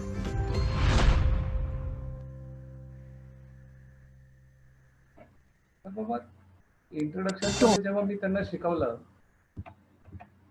त्यांना ध्वनीविषयी माहिती दिली, ध्वनी लाटांविषयी थोडीशी माहिती दिली आणि त्यांना एखादा व्हिडिओ दाखवला. एक 10 मिनिटाचा हा पार्ट होईल. त्याच्यानंतर इमिडिएटली पुढच्या भागावरती न जाता त्यांना आपण एक विचार, अंतराळवीर जे असतात बाबा त्यांना एकमेकाशी, जर समजा मी 2 अंतराळवीर आहेत, त्यांना एकमेकाशी बोलायचं आहे पण त्यांना ऐकायलाच येत नाही का, कशामुळे ऐकायला येत नाही? मग त्यांना एक बाबा 4 ऑप्शन मी स्क्रीनवरती दिले की बाबा there is no sound, there is no water, तिथे व्हॅक्युम आहे, ओके, पोकळी आहे तिकडे, तिथे काहीच नाही आहे, आणि देर इज नो ऑक्सिजन. तर तुम्ही फक्त तुमच्या मेसेज बॉक्समध्ये लिहा तुमचा आन्सर काय, 1, 2, 3 का 4. तर ते 8-10 मिनिटं जे एकदम ते त्या लेसन मध्ये गेलेले असतात, काही समजा अवघड कन्सेप्ट आहेत त्याच्यामधून ते पटकन बाहेर निघतात आणि बाबा ते पार्टिसिपेट होतात आणि दे विल बी एकदम ऍडजस्टेबल अगेन विथ यू. तर एक खूप फरक पडतो. तर प्रत्येक 8 ते 10 मिनिटांनी तुम्ही एक छोटा सिंपल प्रश्न काहीतरी, त्यांना एक आवड येईल, बाबा अरे अंतराळ आता नवीनच टॉपिक काहीतरी, तर त्यांना ती एक मजा वाटेल. देन यू प्रोसीड फर्दर की बाबा ध्वनी लाटांबद्दल तुम्ही बोलू शकता, ध्वनी लाटांसंदर्भातला व्हिडिओ त्यांना दाखवू शकता. असं तुम्ही you can do a good blend की बाबा माझा स्वतःचा कंटेंट, माझं प्रेझेंटेशन, समजा काही व्हिडिओज छान मला मिळाले असतील किंवा मला कुठल्या शिक्षकाकडून किंवा काही विद्यार्थी देखील शेअर करतात, असे व्हिडिओज मला वर्गात वापरता येतील का, हे छान ब्लेंडिंग करून एखादा स्वादिष्ट पदार्थ जसा आपण तयार करतो, आणि या लॉकडाऊन मध्ये खूप सर्वांनी बरेच पदार्थ ट्राय केलेत घरी, त्याचा एक छान धडा आपण जर प्रस्तुत केला तर विद्यार्थ्यांना देखील खूप आवडेल. मग त्याच्यामध्ये तुम्ही त्यांना एक प्रयोग देऊ शकता, बाबा घरी तुम्ही प्रयोग ट्राय करू शकता, किंवा घरी ट्राय नसेल तर तुमच्याकडे व्हिडिओ असेल तर त्यांना व्हिडिओ दाखवा. आणि students want to do it, त्यांना करायचं आहे ते. तर तुम्ही छोट्या छोट्या गोष्टी त्यांना करण्यासाठी दिल्या तर त्यांचा सहभाग जास्ती वाढेल, कारण की ते ट्राय करणार, जमलं नाही की त्याचे क्वेश्चन विचारणार, आणि त्या पद्धतीने तुमचा धडा देखील डेव्हलप होणार. तर any chapter you will have to blend it with all this different aspects. There has to be experiment. Yes madam. यात एक उपप्रश्न असा येतो, म्हणजे काही पालकांशी किंवा शिक्षकांशी जेव्हा मी बोलते तेव्हा मला त्यांच्याकडनं हे सांगणं आलं, आता तुम्ही ध्वनी हा पाठ घेतला, म्हणजे ध्वनीचं एक युनिट दाखवलं, बरोबर. असे अनेक आहेत, विज्ञानाचे म्हणा, गणिताचे म्हणा, किंवा Correct. इतिहास आहे, भूगोल आहे, वेगवेगळ्या विषयांचे. बरोबर. हे बरोबर. शिकवत असताना काय होतं, काही शब्द असतात ते मुलांना जड जातात, सर्व मुलं सारखी नसतात. तर राईट. काही जणांना लहरी, ध्वनी, हो. तरंग, करेक्ट. ते शब्द कानावरून जातात पण त्याचे अर्थ त्यांच्या लक्षात येत नाही. दुसरं होतं, शिक्षक शिकवण्याच्या वेगात असतो आणि मुलांचा समजून घेण्याचा, आकलनाचा वेग कधी कधी कमी असतो, बऱ्याचदा असतो, कधी कधी म्हणण्यापेक्षा बऱ्याचदा असतो. आता हे शिकवत असताना शिक्षकांनी एक भान ठेवावं लागतं, माझा शिकवण्याचा वेग आणि विद्यार्थ्याचा आकलनाचा वेग ह्याचा मेळ घालायला पाहिजे. तर हे कसं साधता येईल बरं? हे ई लर्निंग च्या द्वारे पाठ घेत असताना हा मेळ कसा साधता येऊ शकेल? खरं तर हा माझ्या शिक्षक बंधू भगिनींचा प्रश्न आहे. बरोबर. बरोबर. आणि याच्यामध्ये एक सर्वात चांगलं ना, टेक्नॉलॉजीमुळे ना रिपिटेशन इज व्हेरी इझी. हम्म. खूप महत्वाचं. म्हणजे एखाद्या विद्यार्थ्याला धडा कळाला नाही तर शिक्षक एकदा, दोनदा, तीनदा रिपीट करू शकतो, पण किती वेळा रिपीट करणार? पण ही टेक्नॉलॉजी वापरल्यामुळे त्याच्यामध्ये एक फीचर येतं रेकॉर्डिंगचं. तुम्ही कुठलाही प्लॅटफॉर्म घ्या, झूम असेल, कुठलाही प्लॅटफॉर्म असेल, जर तुम्ही तुमचं सेशन रेकॉर्ड केलं तर ते विद्यार्थ्याला तुम्ही सांगू शकता की बाबा ही लिंक, तू त्या लिंकवरती गेला की तुला बघता येईल. आणि याच्यामध्ये काही अवघड नाही, कॉम्प्युटर टीचर्स हेल्प करतील, तुमचं रेकॉर्डिंग झालेलं सेशन गुगल ड्राईव्ह वरती सेव्ह करतील. त्याची लिंक तुम्ही गुगल क्लासरूम म्हणून एक ऍप्लिकेशन आहे, खूप सोपं ऍप्लिकेशन आहे, तर तुम्ही तुमचं ते क्लासरूम तिथे क्रिएट करू शकता. आणि त्याच्यामध्ये जसं तुम्ही सांगितलं की बाबा काही शब्द अवघड आहेत, तर तुम्ही त्या क्लासरूमच्या प्लॅटफॉर्म वरती त्याच्यावरती बाबा ते शब्द अपलोड केले आणि त्याची माहिती अपलोड केली, तर विद्यार्थी ते पाहिजे तेव्हा तिकडे जाऊन ती 4 वेळा वाचू शकतो. मग आपल्याला फक्त काय करायचं आहे की बाबा आठवड्याच्या शेवटी विचारायचं आहे तेव्हा आपण हे 4 नवीन शब्द शिकले होते, तर चला याच्यामध्ये आता रॅन्डमली 2 कुठलेही रोल नंबर सांगितले, तुम्ही तुमचं ऑडिओ ऑन करा. कारण की याच्यामध्ये काय होतं, सर्वांनी जर ऑडिओ ऑन ठेवला तर पूर्ण केओस, म्हणजे काहीच कळायचं नाही कोण बोलतंय काय होतं. त्यामुळे मग आता आपल्याला चूज करता येईल की बाबा रोल नंबर 12 रॅन्डमली सांगितलं, किंवा तू व्हिडिओ ऑन कर, साऊंड ऑन कर, आणि तू सांग बाबा या 4 शब्दांपैकी तुला कुठले 2 शब्द पाठ झाले तुझे, त्याची माहिती तुला देता येते का. तर प्रत्येकाचं पार्टिसिपेशन वाढेल. 99% माझं सजेशन असं आहे की जर कनेक्शन स्ट्रॉंग असेल, इंटरनेट कनेक्शन, तर व्हिडिओ आणि ऑडिओ दोन्ही चालू ठेवायला सांगा.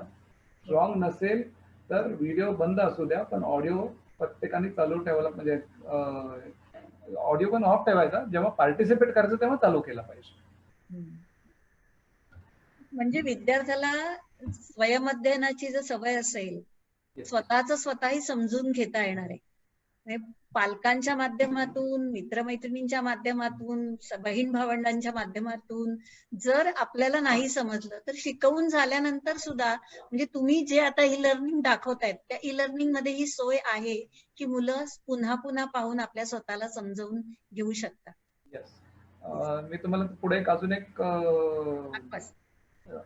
मी अजून एक तुम्हाला दाखवेल की प्लॅटफॉर्म, जसं आता एक हे मी प्रेझेंटेशन तयार केलंय, तसं नवनीत आहे, इसेन्स आहे, यासारख्या कंपन्यांनी शिक्षक आणि विद्यार्थ्यांना एकदम सोप्या पद्धतीने हा अभ्यासक्रम ऑनलाईन कसा करता येईल त्यासाठी प्लॅटफॉर्म तयार केलाय. तर ते प्लॅटफॉर्म कसं आपल्याला छान पद्धतीने वापरता येईल याचं देखील एक छोटंसं प्रात्यक्षिक आपण घेऊ. तर आता हा जो आपला सेशन चालू होता की बाबा ध्वनी चॅप्टर आपला पहिलं सेशन झालेलं आहे, समजा आजचं सेशन झाल्यानंतर अजून एक छोटंसं काय करायचं की एक असं एक प्रतिसाद पत्रक म्हणून आपण एक तयार केलं, फीडबॅक. आणि या फीडबॅकचा नमुना असा आहे की 4 भागांमध्ये डिवाइड केलाय. आणि त्याच्यामध्ये पहिल्या भागामध्ये मी मुलांना लिहायला सांगतो की बाबा मी आज जे काही ऐकलं, शिक्षकांनी जे काही शिकवलं, याच्याशी तो सहमत आहे का नाही आहे. की बाबा एखाद्या विद्यार्थ्याला वाटेल की अंतराळामध्ये असं कसं होतंय की ऐकायला येत नाही, मला नाही पटत, तिथे पण बोललं तर ऐकायला आलं पाहिजे. त्याचा विश्वासच नाही बसणार की अरे तिथे ओरडून बोललं तरी ऐकायला येत नाही, असं होऊ शकतं. तर ठीक आहे बाबा, मी त्याच्याशी असहमत आहे आणि बाकी सर्व गोष्टींशी मी सहमत आहे, तो असं तिथे लिहू शकतो. तर या 2 गोष्टी सुद्धा लिहिण्यासाठी त्याला पूर्ण लेक्चरमध्ये व्यवस्थितपणे सहभाग असला तरच त्या 2 गोष्टी लिहू शकेल. त्यानंतर त्याला सेकंड क्वाड्रंटमध्ये लिहायचं की बाबा याच्यामध्ये नवीन काय काय शिकलो मी. बाबा मला यातलं 3 गोष्टी तर माहिती होत्या, पण ही मला आज सरांनी, मॅडमनी नवीन गोष्ट शिकवली. त्या नवीन गोष्टीचं तू लिहायचं आहे.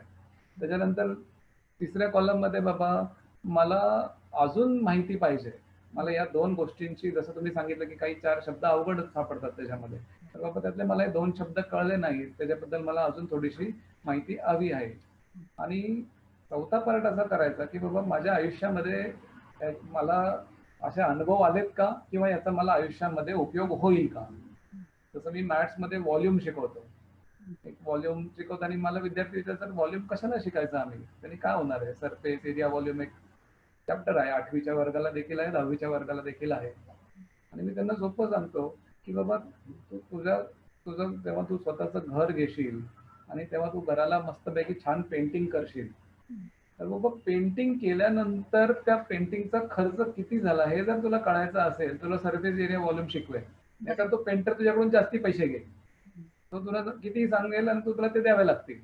मग त्याची ती उत्सुकता वाढत जाते की अरे माझ्या जीवनाशी देखील याचा उपयोग आहे. जगण्याशी शिक्षणाची जुळणी ती खूप तुम्ही महत्वाचं आहे. महत्वाची. आणि हे 2 जे मी तुम्हाला नमुने दिले, एक प्रतिसाद पत्रक आणि एक प्रिडिक्शन फॉर्म, या दोन्ही त्यांना सांगायचं की बाबा तुम्ही एक तर फोटो काढायला जमलं तर फोटो काढून गुगल क्लासरूम म्हणून जो प्लॅटफॉर्म मी बोललो त्याच्याबद्दल मी बोलेल, त्याच्यावरती अपलोड करा किंवा मला व्हॉट्सअपवरती पाठवा. तर याचा उपयोग असा होईल की विद्यार्थ्यांना जेव्हा आपण काहीतरी रिस्पॉन्स द्यायला सांगतो, तर तेव्हा त्यांना ते काळजीपूर्वकच करावं लागणार, कारण की ते शिक्षकांकडे जाणार आहे. शिक्षक ते वाचून त्याच्यातून आपल्या वहीमध्ये नोंद करून घेणार की कुठल्या विद्यार्थ्यांनी काय केलंय. शिक्षकाचं काम थोडं वाढलंय, पण आता आपल्याला ऑनलाईन पद्धतीमध्ये विद्यार्थ्यांचा सहभाग वाढवायचा असेल, हे थोडंसं एक्स्ट्रा काम आपल्याला करावं लागणार आहे. शिक्षक बंधू भगिनींना सांगू इच्छेन की हा वर्ग सहभाग झाला, राईट. आणि त्याच्यानंतर आता तुमचा प्रश्न होता की बाबा आता सेल्फ लर्निंग मोड आला. हो. तर सेल्फ लर्निंग मोड मध्ये वर्कबुक पॅटर्न, म्हणजे US मध्ये डाल्टन नावाचा एक शिक्षण तज्ञ होता, त्यांनी सांगितलं ही introduce something called as workbook pattern. आणि त्यांनी सांगितलं की या वर्कबुक पॅटर्न मध्ये एखादा विद्यार्थी जर त्याच्यामध्ये हळूहळू वर्कबुक पॅटर्न मध्ये रुळला, तर तो बाकीच्या विद्यार्थ्यांपेक्षा देखील जास्ती चांगला परफॉर्मन्स करू शकतो, because he has enhanced in self learning process. बरोबर. तर नवनीतचे, म्हणजे मी लहान असल्यापासून नवनीतचे वर्कबुक्स मी स्वतः वापरले. असे कित्येक वेगवेगळ्या संस्थांनी वर्कशीट्स, वर्कबुक्स उपलब्ध केलेले आहेत. तर ह्या वर्कशीट आणि शिक्षकांनी देखील आता तर ऑनलाईन प्लॅटफॉर्ममुळे शिक्षक देखील तयार करून व्हॉट्सअप करू शकतात, गुगलवरती देऊ शकतात, ईमेल करू शकतात, खूप पर्याय आहेत. तर वर्कशीट, वर्कबुक्स तयार करायला समजा मेजर टाइम, वेळ आहे का, वेळ नसला तर तुम्हाला कोलॅबरेशन, कुणाची तरी मदत घ्यावी लागेल. तेव्हा आपल्या मदतीसाठी समजा नवनीत, इसन सारख्या कंपनीज आहेत, त्यांच्या मार्केटमध्ये बुक्स अवेलेबल आहेत, त्याचा तुम्ही वापर करू शकता. गुगलचा वापर मी आत्ताच बोललो तुम्हाला की खूप फायदेशीर आहे. नंतर आता सबमिशन, तुम्ही त्यांना वर्कशीट दिली, वर्कबुक वापरायला सांगितलं, त्याचं सबमिशन कसं करणार. तर आजच्या तारखेला गुगलनी जो क्लासरूम नावाचा प्लॅटफॉर्म उपलब्ध करून दिला आहे, तो सर्वांसाठी, शहरी भाग असू दे किंवा आपला ग्रामीण भाग असू दे, दोघांसाठी एक खूप सुंदर प्लॅटफॉर्म आहे. इंटरनेटचा इश्यू एका गावामध्ये, ग्रामपंचायतीमध्ये कामासाठी त्यांना इंटरनेटचं कनेक्शन पुरवलं गेलं होतं. तर ग्रामपंचायतीने वायफाय लावून थोडे 2 तासासाठी वायफाय तिथल्या आजूबाजूच्या लोकांना उपलब्ध करून देतात. तर तुम्ही थोडेसे पर्याय शोधावे लागणार, पण तुम्ही जेव्हा ऑनलाईन प्लॅटफॉर्मवरती नेटवर्क आणि एखादा डिव्हाइस तुमच्याकडे मिळेल आणि तुम्ही काम करायला चालू केलं, तर ते त्या अभिषेक बच्चनच्या ऍड सारखं होईल की आयडियाची एकदा ऍड केली की व्हॉट अन आयडिया सर्जी. तर तुम्ही आयडिया वापरली पाहिजे, तेव्हाच मुलं म्हणतील व्हॉट अन आयडिया सर्जी. तर आपल्याकडे बरेच प्रश्न आहेत. येस. आपण जरा प्रश्नांकडे जरा वेगळा थोडस जाऊया. एक आहे की मूल्यमापन हा एक भाग आहे, म्हणजे सातत्यपूर्ण मूल्यमापन, सीसीई. आपल्याला तोंडी काम आहे, उपक्रम आहे, प्रात्यक्षिक आहेत, प्रयोग आहेत, स्वाध्याय आहेत. स्वाध्यायाबद्दल तुम्ही सांगितलंच आता. एक थोडक्यात म्हणजे पटकन आपल्याला ई लर्निंग ह्याला कसं उपयुक्त ठरू शकेल? CC pattern continuous comprehensive evaluation. हा. म्हणजे तो जेव्हा जी संकल्पना आली तेव्हा तर त्याच्यामध्ये बऱ्याच जणांना शंका होती की काय करायचं. पण आता ऑनलाईन असल्यामुळे सीसी करणंच गरजेचं होईल. It has to be continuous comprehensive evaluation. कारण असं आहे की आता टेक्नॉलॉजीमुळे समजा मी मुलांना पेपर लिहायला सांगितलं, तर ते कसं लिहिणार पेपर, तुमच्यापर्यंत पेपर कसा पुरवणार? ठीक आहे, शॉर्ट आन्सर्स ते होऊ शकतात, लॉंग आन्सर्सचं काय करणार? तर त्याच्यावरती देखील पर्याय आहेत, पण कंटिन्युअस कॉम्प्रिहेन्सिव्ह इव्हॅल्युएशन हा महत्वाचा राहणार. आणि त्याच्यामध्ये तुम्ही MCQ based questions Google form create करून घेऊ शकता. मी तुम्हाला त्याचा एक पटकन नमुना दाखवतो की असाइनमेंटचा नमुना एक तुम्हाला हे करतो.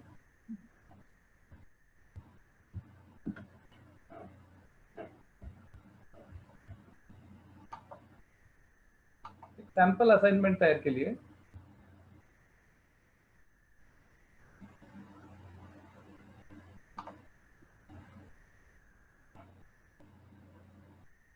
गुगल क्लासरूम मध्ये जेव्हा आपण परत मला मेसेज आला की ते दिसत नाहीये म्हणून. हो, स्क्रीनवर दिसत नाही. स्क्रीनवर दिसत नाहीये. These are the challenges that you will face. ऑनलाईनचं हे चॅलेंज. पण मी जर ही लिंक तुमच्याबरोबर शेअर केली आणि तुम्ही तुमच्या मोबाईलवर ओपन केली तर तुम्हाला व्यवस्थित दिसेल. ओके. म्हणजे दिसणार नाही असं होणार नाही. गुगल क्लासरूम मध्ये एक ऑप्शन येतं की गुगल फॉर्म्स म्हणून. तर गुगल फॉर्म्स वरती क्लिक केलं की तुम्ही तुमच्या पद्धतीने तिथे असाइनमेंट बनवा, MCQ टेस्ट बनवा, तुम्हाला काही बनवता येतं. आणि त्याच्यामध्ये तुम्ही तुमचे 4 प्रश्न दिले आणि तो फॉर्म विद्यार्थ्यांबरोबर शेअर केला. जर एका शब्दात उत्तर द्यायचं असेल तर ते तिथेच उत्तर देऊ शकतील. पण आता समजा मराठीमध्ये उत्तर द्यायचं तर ते अवघड होईल. मग मुलांनी फक्त उत्तर एका कागदावरती लिहून फोटो काढून गुगल क्लासरूम वरती अपलोड करता येतात आणि ते शिक्षकांना दिसतात आणि शिक्षक त्याच्यावरती त्यांच्या प्रतिक्रिया देखील देऊ शकतात की बाबा बरोबर आहे का चुकीचं आहे. तर अशा पद्धतीने त्यांना ऑनलाईन असाइनमेंट्स आणि ऑनलाईन MCQs हे दोन्ही असाइनमेंट ते CC ला खूप हेल्प करतील. कारण की कंटिन्युअसली तुम्ही एक आठवड्यातून 2 MCQ टेस्ट वगैरे ठेवल्या, आता छोटे छोटे test will help you in comprehensive and continuous evaluation.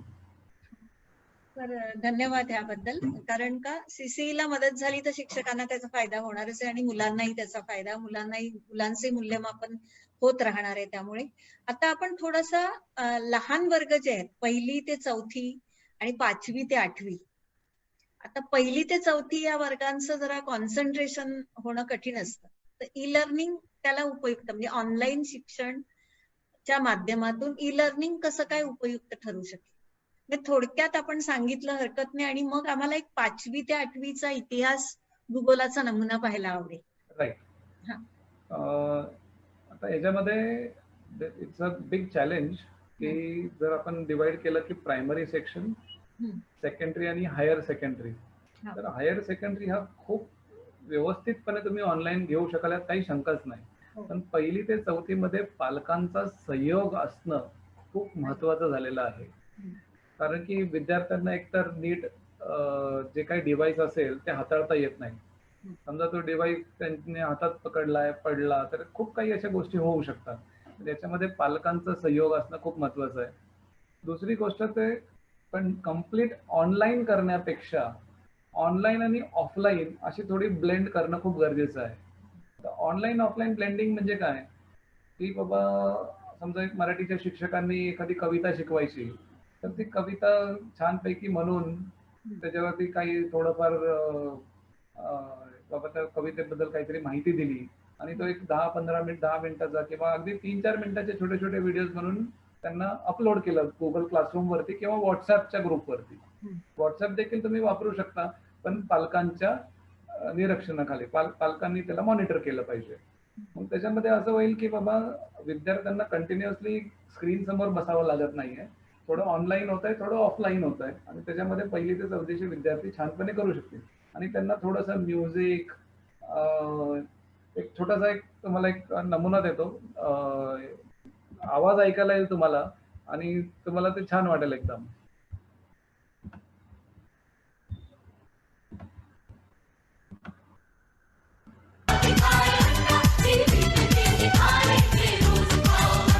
Suraj भी एक अंडा, चंदा भी एक अंडा, अंडे के जैसी दुनिया, दुनिया के जैसा अंडा, अंडे के जैसी दुनिया, दुनिया के जैसा अंडा. इसमें छिपा है जीवन का फलसफा, हाँ, इसमें छिपा है जीवन का फलसफा. आओ सिखाऊं तुम्हें अंडे का फंडा. ये नहीं प्यार अरे कोई मामूली बंदा.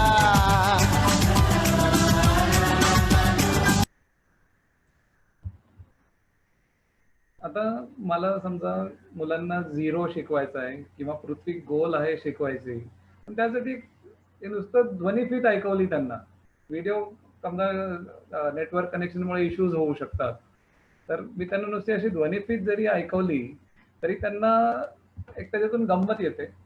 प्रश्न येतात की बाबा अंडा तो वर्ड सारखा रिपीट होतोय, तर त्याच्यावरतून त्यांनी पुढे तर शब्द पण वापरले की कुठल्या कुठल्या शब्दांमध्ये अंडा येतो, म्हणजे ओ येतोय.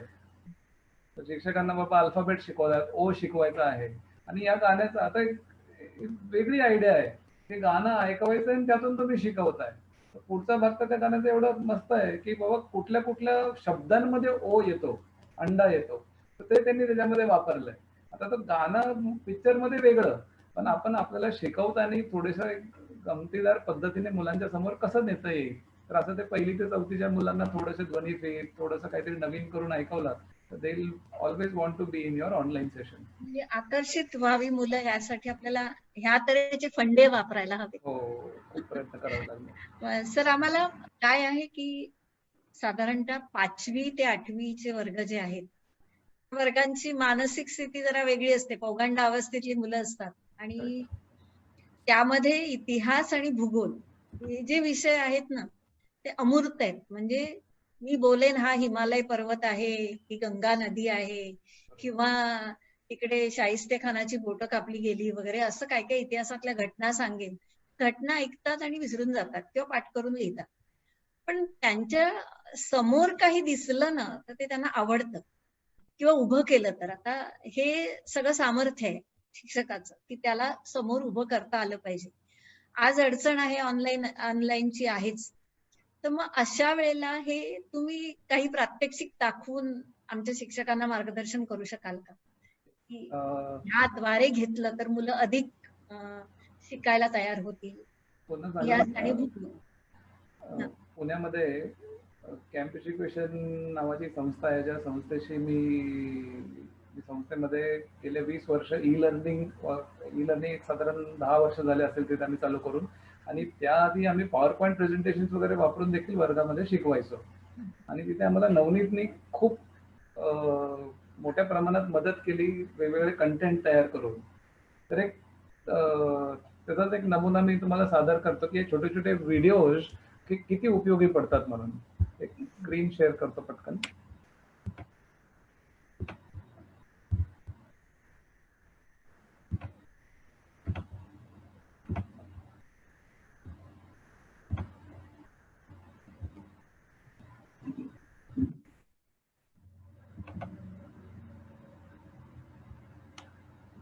Top Scorer. Fun, learn, score more.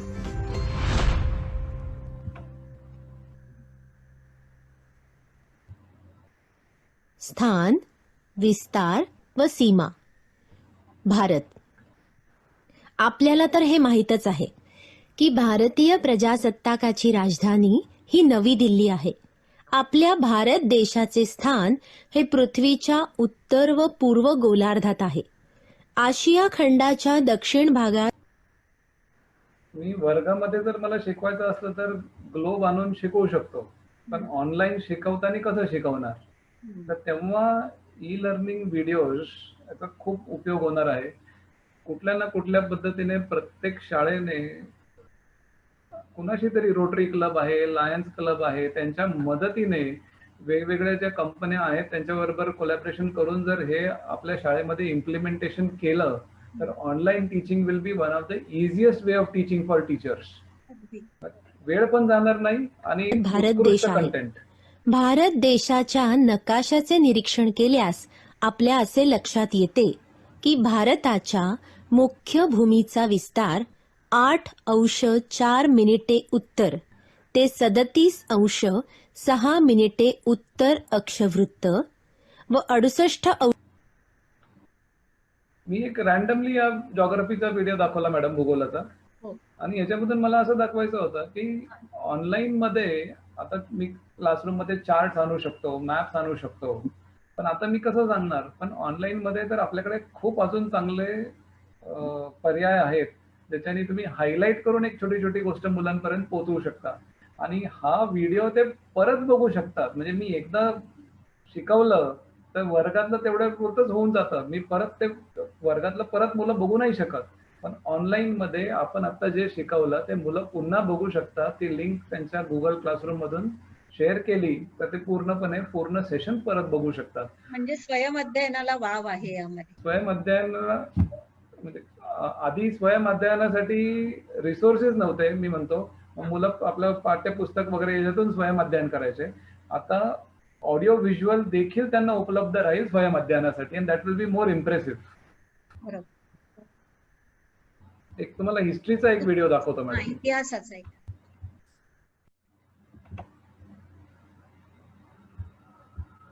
Top Scorer. Fun, learn, score more.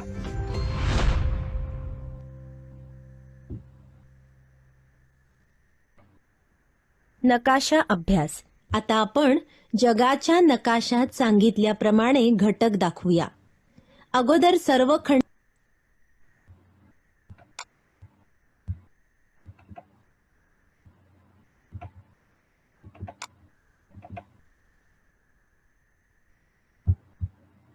Top Scorer. Fun, learn, score more.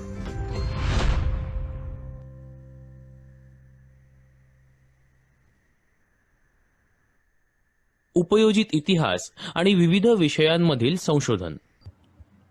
आपण इतिहासाच्या ज्या व्याख्येशी आता परिचित आहोत ती म्हणजे भूतकाळात घडलेल्या घटनांचा अभ्यास, जो मानवी संस्कृतीला काळाच्या प्रवाहातून आकार देण्यास मदत करतो. त्यामुळे आपण खात्रीने हे म्हणू शकतो की वर्तमानात दिसणाऱ्या मानवी जीवनाची घडण ही ऐतिहासिक घटनांवरच अवलंबून असते. या घटना राजकारण, सामाजिक धार्मिक संघटन, तत्वज्ञान, तंत्रज्ञान आणि विज्ञान या विविध क्षेत्रात घडलेल्या असतात.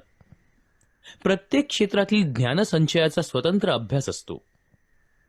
त्या त्या क्षेत्रांमधील भविष्यातील इतिहासाची दिशा या उपलब्ध असलेल्या ज्ञानसंचयावर अवलंबून असते. आणि मी थोडे क्लिपिंग दाखवलंय. येस. यातून मला सर्व क्लिपिंग मधून एकच सांगायचं आहे की one picture speaks 1000 words. Yes. तर एखादा व्हिडिओ बघितला, एखादा पिक्चर तुम्ही पाहिलाय, तर त्याच्यातून जे तुमचं आकलन होईल ते नुसतं बोलण्यापेक्षा 100 पटीने 1000 पटीने जास्ती होईल. तर त्यामुळे या सर्व रिसोर्सेसचा यूज जर व्यवस्थित करण्यात आला तर नक्कीच एक मॅजिकल क्लासरूम तयार होईल. बरोबर. तर आता आपण टेक्स्ट बद्दल अनेक गोष्टी समजून घेतल्यात, शिक्षकांपर्यंत त्या पोहोचवण्याचा प्रयत्न केलाय की कशा तऱ्हेने ऑनलाईन शिकवता येऊ शकेल.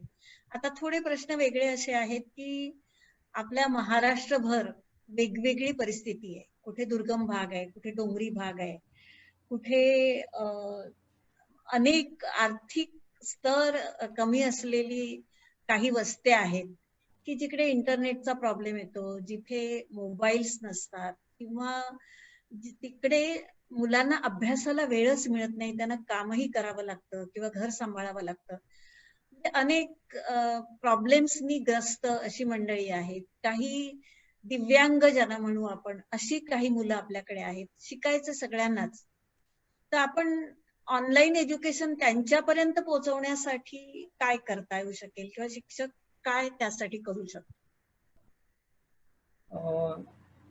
शिक्षक तर हा एक घटक झाला. हो.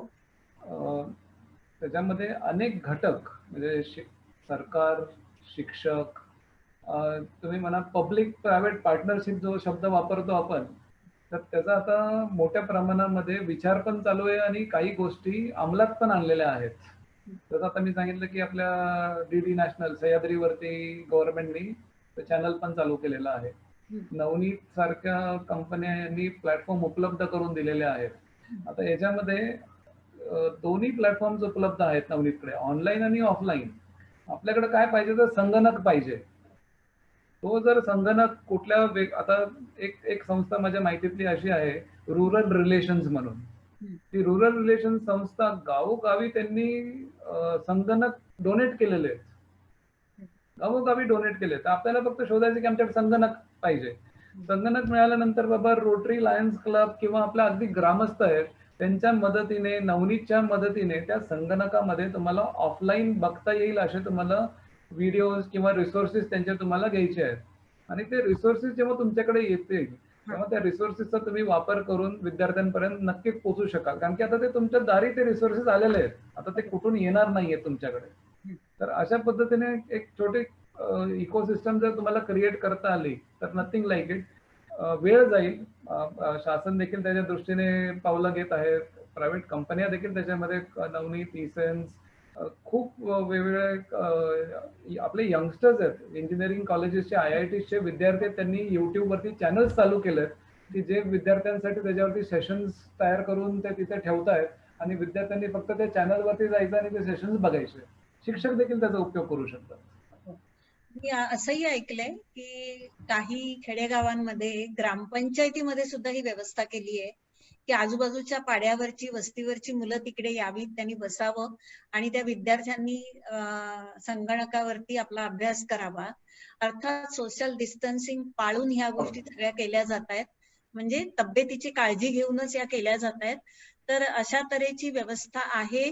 काही वेळेला माईक वरून, शाळेच्या माईक वरून सुद्धा मुलांना काही सूचना देणं वगैरे याही गोष्टी केल्या जात आहेत. तर आपल्याला इच्छा असेल तर मार्ग दिसेल याप्रमाणे. गावातल्या मंदिराच्या गाभाऱ्यांमध्ये हो, देखील मंदिराच्या वापरण्यात मी पाहिलेलं आहे करताना. तर आपल्याकडे पर्याय अनेक उपलब्ध आहेत त्यांच्यासाठी. सर, आता तुम्ही हे सगळं तंत्र सांगत असताना माझ्या हे लक्षात आलंय चांगल्यापैकी की मला तंत्र तर आलंच पाहिजे. कॉम्प्युटर सुरू कसा करायचा आणि बंद कसा करायचा, मध्ये थांबवायचंय कुठे आणि मुलांना सहभागी कसं करून घ्यायचं, या सगळ्या गोष्टी तुम्ही आता सांगतच आला आहात. पण मला ना ह्यातली सुरक्षितता पण कळली पाहिजे. ऍज अ टीचर मला स्वतःला हा सुरक्षितरित्या कसा वापरायचा, कारण मुलांच्या हातात गेले आता मोबाईल, जो आपण त्यांच्यापासून लांब ठेवत होतो तो आता त्यांच्या हातामध्ये द्यावा लागलाय. त्यांना आकर्षण निश्चित होणार आणि काही वेगळं बघण्याचं. अशा वेळेला सायबर सुरक्षितता ही मला कळली पाहिजे, पालकांना कळली पाहिजे, विद्यार्थ्यांना कळली पाहिजे. तर याबाबत आपण काही आम्हाला मार्गदर्शन करू शकाल का? राईट. याच्यामध्ये संगणक जणू नायक झालेला आहे. मध्ये एक कविता वाचण्यात आली होती माझ्या की नायक जणू शास्त्रामध्ये मजसी संगणक दिसे, हृदय परी कार्य करी यशपूर्ती गमक असे. म्हणजे तो यशपूर्तीसाठी गमक आहेच, पण तो वापरताना आपण म्हणतो ना की सायन्स एक दुधारी शस्त्र आहे. मग त्याचा वापर कसा केला पाहिजे आणि त्याच्यातून विद्यार्थ्यांनी किंवा पालकांनी छोट्या छोट्या काही गोष्टी आहेत त्याचं जर पालन केलं तर त्याच्यामधून अपायकारक काही होणार नाही. तर आपण आता सर्वांनी एक शब्द ऐकला असेल, सायबर क्राईम. तर या सायबर क्राईम मध्ये काय होतं की बाबा आता समजा शहरी भाग म्हणा किंवा ग्रामीण भाग म्हणा, आपण ऑनलाईन पेमेंट्स आता चालू केलेले आहेत करण्यासाठी आणि पालक देखील तोच संगणक वापरतायत, विद्यार्थी देखील तोच संगणक वापरतायत. मग अशा वेळेस मग आपण काय केलं पाहिजे? तर एक छोटीशी गोष्ट म्हणजे बाबा पालकांनी विद्यार्थ्यांच्या थोडंसं आजूबाजूला राहणं शिकवताना आणि विद्यार्थी बाबा दुसरं काही त्या संगणकावरती करत नाही याच्याकडे लक्ष असणे हे खूप महत्वाचं झालं. दुसरी गोष्ट म्हणजे आपण जी हिस्ट्री समजा आपण ऑनलाईन पेमेंट केलं तर त्याची हिस्ट्री रिफ्रेश करून हिस्ट्री डिलीट करायची ती. तर ते हिस्ट्री डिलीट केल्यामुळे त्याचा मिसयूज होणार नाही. मिसयूज थांबण्यासाठी त्याच्यानंतर तुम्ही पालकांकडून शिक्षकांनी किंवा शाळेने एक रिटर्न अंडरटेकिंग घेतलं पाहिजे की बाबा या कम्प्लीट सिस्टम मध्ये आम्ही मुलांची जबाबदारी घेऊ. नाहीतर उद्या काय होत आहे की वेगवेगळ्या पद्धतीने काही समजा ऑनलाईन प्रॉब्लेम झाले तर बाबा शाळेने ऑनलाईन चालू केलं आणि शाळेमुळे प्रॉब्लेम झाला असं नको व्हायला. तर we will have to be very careful. Students are using some technology which is a double edged weapon. त्याच्या दुधारी आहे. त्याच्यामध्ये छोटे छोटे प्रिकॉशन्स घेऊन सायबर लॉज म्हणजे काय खूप मोठा शब्द असा नाहीये. तेव्हा या छोट्या छोट्या गोष्टी लक्ष ठेवला की बाबा जेवढं विद्यार्थ्यांना सांगितलं गेलं तेवढंच ते संगणकाचा वापर करतायत, त्याच्या व्यतिरिक्त ते दुसरा काही वापर करत नाहीये, एवढंच लक्ष ठेवायचं आहे आपल्याला. आणि पालकांकडून एकदा अंडरटेकिंग जर घेतलं तर मी पाहिलंय की पालकांचं लक्ष राहतं आणि त्या संगणकाचा दुरुपयोग होत नाही. धन्यवाद. म्हणजे पालकांची भूमिका याच्यामध्ये थोडी महत्वाची आहे. हो. काही वेळेला मुलं अनवधानाने अशा चुका करू शकतात. त्यामुळे आपण आपल्या मोबाईल मधल्या ज्या गोष्टी आहेत ज्या मुलांपर्यंत जाऊ नयेत त्या सुरक्षित ठेवण्याचा प्रयत्न पालकांकडनं झाला पाहिजे. आणि शिक्षकांनी कधी मध्ये मध्ये याबाबत सुरक्षिततेबाबत जर मुलांना मार्गदर्शन केलं दोघांच्या कडूनच मुलांची चांगल्या तऱ्हेने सायबर सुरक्षितता राखायला मदत होऊ शकेल. सर आता हे दोन छोटे प्रश्न आहेत पण महत्वाचे आहेत. एक तर ई लर्निंग खर्चिक आहे असा सूर आहेच बाहेर आणि सर्वसामान्यांच्या आवाक्यात येणं थोडं कठीण जातं. तुम्ही आतापर्यंत रोटरी आणि लायन्स क्लब बद्दल सांगत आलाच आहात, पण तरी सुद्धा महाराष्ट्रामधल्या सर्व विद्यार्थ्यांपर्यंत जर हे पोहोचवायचं असेल ई लर्निंग तर काय कोणकोणता म्हणजे कशा तऱ्हेने पोहोचवणं शक्य आहे? इतकी चांगली गोष्ट आहे की सर्व मुलांनी ती वापरावी, सर्व मुलांना त्याचा फायदा मिळावा. दुर्गम भागांपर्यंत जर पोहोचवायचं असेल हा. तर टेलिव्हिजन नेटवर्कनी याच्यामध्ये सक्रिय व्हायलाच हवं लागेल. कारण की मी पाहिलं आपण गावाकडे जरी गेलो तर प्रत्येक घरोघरी दूरदर्शन आहे. हो. डिश टीव्ही देखील आहेत. म्हणजे अगदी 70-80-90% लोकांकडे डिश टीव्ही देखील आहे. तर त्या माध्यमातून म्हणजे मी तर नवनीत सारख्या कंपनीला अपील करेल की तुम्ही देखील एक टीव्ही चॅनल चालू करून त्याच्यावरती अगदी मोठ्या प्रमाणामध्ये ऑनलाईन टीचिंग अवेलेबल करून द्यावं. आणि याच्यासाठी जर पब्लिक पार्टिसिपेशन किंवा बाबा आमच्यासारख्या संस्थांचं काही पार्टिसिपेशन लागलं तर त्यांना देखील तुम्ही आव्हान करावं आणि सर्वजण नक्कीच त्यांना सहकार्य करतील अशी मला खात्री. अरे वा, मी बेस्ट विशेष नवनीतला देईन याबाबत. त्यांनी लवकरात लवकर अशा तऱ्हेचं चॅनल सुरू करावं. दुसरं आहे की ई लर्निंग जे आहे अपडेट होणं, त्याची दुरुस्ती, समस्या येतात काही ठिकाणी. काही शिक्षकांनी मला सांगितलं की आमचं बंद झालं की खूप काळ जातो परत ते अपडेट व्हायला, दुरुस्त व्हायला. काय व्यवस्था असू शकेल? कारण आता आपण ई लर्निंग बाबतच बोलतोय. जसं माणूस नादुरुस्त होतो तसं ते यंत्र आहे ते नादुरुस्त होऊ शकतं. तर ह्याबाबतची काय यंत्रणा असू शकते? यंत्र आहे, टेक्नॉलॉजी आहे. जसं जसं आपण वापरू तसं थोडं थोडं त्याच्यामध्ये प्रॉब्लेम येणार. तर आपण जेव्हा ऑनलाईन प्लॅटफॉर्म चूज करतो ई लर्निंग प्लॅटफॉर्म तर आपल्याला एक माहिती पाहिजे की जी कंपनी त्यांचं नेटवर्क मोठं आहे ते दुर्गम भागांपर्यंत सर्व्हिसेस देऊ शकतील. बाबा ठीक आहे, आता बंद पडलं म्हणजे लगेच नाही, पण बाबा 1-2 दिवसाच्या काळामध्ये ते आपल्यापर्यंत सर्व्हिसेस पोहोचू शकतील. अशा संस्थांबरोबर कोलॅबरेशन करून जर ई लर्निंग अप्लाय केलं तर त्याच्यामध्ये खूप काही प्रॉब्लेम नाही येणार. पण otherwise there will be problems. निम्मे प्रॉब्लेम ऑनलाईन सॉल्व्ह होतात, जर थोडंसं नेटवर्क चांगलं असेल तर ऑनलाईन निम्म्याच्या वर प्रॉब्लेम चालू होता. आणि संगणकच जर खराब झाला तर अगदी ग्रामीण लेवल लोकल विलेजेस मध्ये मी पाहिलं की आपले विद्यार्थी आहेत जे आता संगणक नीट करू शकतात. तर ह्या सर्वांची आपल्याला मदत होणार आहे याच्यामध्ये. आता एक भविष्यासाठी आहे प्रश्न हा, पण महत्वाचा आहे, कारण आपण अधोरेखित करतोय ऑनलाईन शिक्षणाबाबत. आता राष्ट्रीय शैक्षणिक धोरण आलेलं आहे 2020. Right. महाराष्ट्रासाठीही ते आता काही काळानंतर सुरू NEP. होणार आहे. यामध्ये ब्लेंडेड एज्युकेशन मी तुम्हाला म्हणाले की क्लासरूम टीचिंग आणि ऑनलाईन टीचिंग, म्हणजे काही गोष्टी ऑनलाईन घ्याव्या लागतील तर काही गोष्टी क्लासरूम मध्ये घ्याव्या लागतील. कदाचित काही काळ सोशल डिस्टन्सिंग पाळावं लागलं तर ह्या गोष्टी अधोरेखित आहेत की आपल्याला ह्या तऱ्हेने एज्युकेशन पुढे घ्यावं लागेल आणि हे शिक्षक आणि शाळांना लक्षात घ्यावं लागणार आहे. तर ह्यासाठी डिजिटल माध्यमाचा आपल्याला कसा उपयोग करून घेता येऊ शकेल? अगदी करोनाच नाही मॅडम, मी तुम्हाला एक उदाहरण देतो. मला अशी कित्येक गावं माहिती आहेत की पावसामुळे ओढ्याला पूर आला तर इकडचे लोक तिकडे जाऊ शकत नाही 8-8 दिवस, आणि तेव्हा सगळ्या शाळा बंद पडायच्या. मी तर म्हणतो आपल्याला करोनाने शिकवलं की आपली शाळा कशी बंद नाही पडणार.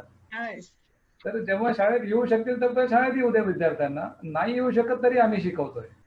तर online definitely it will help, whether it is corona और अजून काही कारणं असतील की बाबा पाऊस खूप असेल ना, त्यांना पूर येतोय.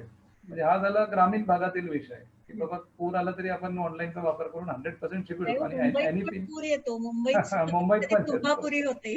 राईट. आणि NEP म्हणजे नॅशनल एज्युकेशन पॉलिसीमध्ये त्यांनी अधोरेखित केलंय की बाबा we will start using online and gradually increase. अजून एक शहरी भागातला विषय म्हणजे ट्रॅफिक. एवढं प्रचंड ट्रॅफिक असतं तर शासन त्याच्या मागे विचार करते आता की बाबा शाळा 4 दिवस आणि 2 दिवस ऑनलाईन करता येईल का, तर तेवढंच रस्त्यावरचा भार कमी होईल. म्हणजे वेगवेगळ्या गोष्टी आता या कोरोनाने प्रत्येकाच्या डोक्यात नवीन आयडियाज यायला लागल्या. तर हे व्यवस्थित ब्लेंड केलं की स्कूल ऑनलाईन आणि ऑफलाईन अशा या गोष्टी जर नीट ब्लेंड करता आल्या तर यातून नक्कीच आता हायर एज्युकेशनसाठी तर खूप चांगले प्लॅटफॉर्म्स ऑलरेडी आहेत. कॉर्सेरा म्हणून आहे, युडॅसिटी म्हणून आहे, युडेमी म्हणून आहे. तरी हायर एज्युकेशनसाठी आहेत 12वी नंतर, तर त्यांना कॉलेजमध्ये जावंच लागत नाही, पण ते विद्यार्थी शिकवू शकतात त्या पद्धतीने. तर आपल्या लहान विद्यार्थ्यांसाठी देखील असं काहीतरी थोड्या दिवसात तयार होईल. म्हणजे नवनीतचं जर मी आता पाहिलं तर उत्कृष्टपणे बनवलेलं आहे. म्हणजे कुठल्याही शिक्षकाला आणि विद्यार्थ्याला वापरायला एकदम सोपं. तर त्या पद्धतीने असंच जर अजून त्याच्यामध्ये इम्प्रुव्हमेंट आणि इनोव्हेशन होत गेली तर मला असं वाटतं की 2020चं जे अब्दुल कलामांचं स्वप्न होतं ते कोरोनामुळे अजून फास्ट पूर्ण होईल असं मला वाटतं. तर समारोपाकडे जाण्यापूर्वी मी तुम्हाला विनंती करेन की 2-2 टिप्स शिक्षकांसाठी, विद्यार्थ्यांसाठी आणि पालकांसाठी आपण काय सांगू शकाल अखेर म्हणजे जाता जाता ज्याला म्हणजे पालकांची भूमिका आता थोडी वाढली आहे. त्रस्त पण आहेत काही पालक, कारण काही कामावर असतात, काही घरी असतात, काहींना घरातल्या कामातही लक्ष घालावं लागतं. अशा वेळेला थोडा त्रास होतोय, पण तरीही काय सांगता येईल आपल्याला त्यांना? 1-2 सूचना आपल्याकडनं आल्या तर बरोबर. सर्वांना एकत्रच सांगून टाकतो मॅडम. हो सांगा. खूप सोपं आहे. माझ्या शिक्षकांनी शाळेत शिकवलेल्या कविताच सांगतो, त्यातूनच उत्तर देऊन टाकतो.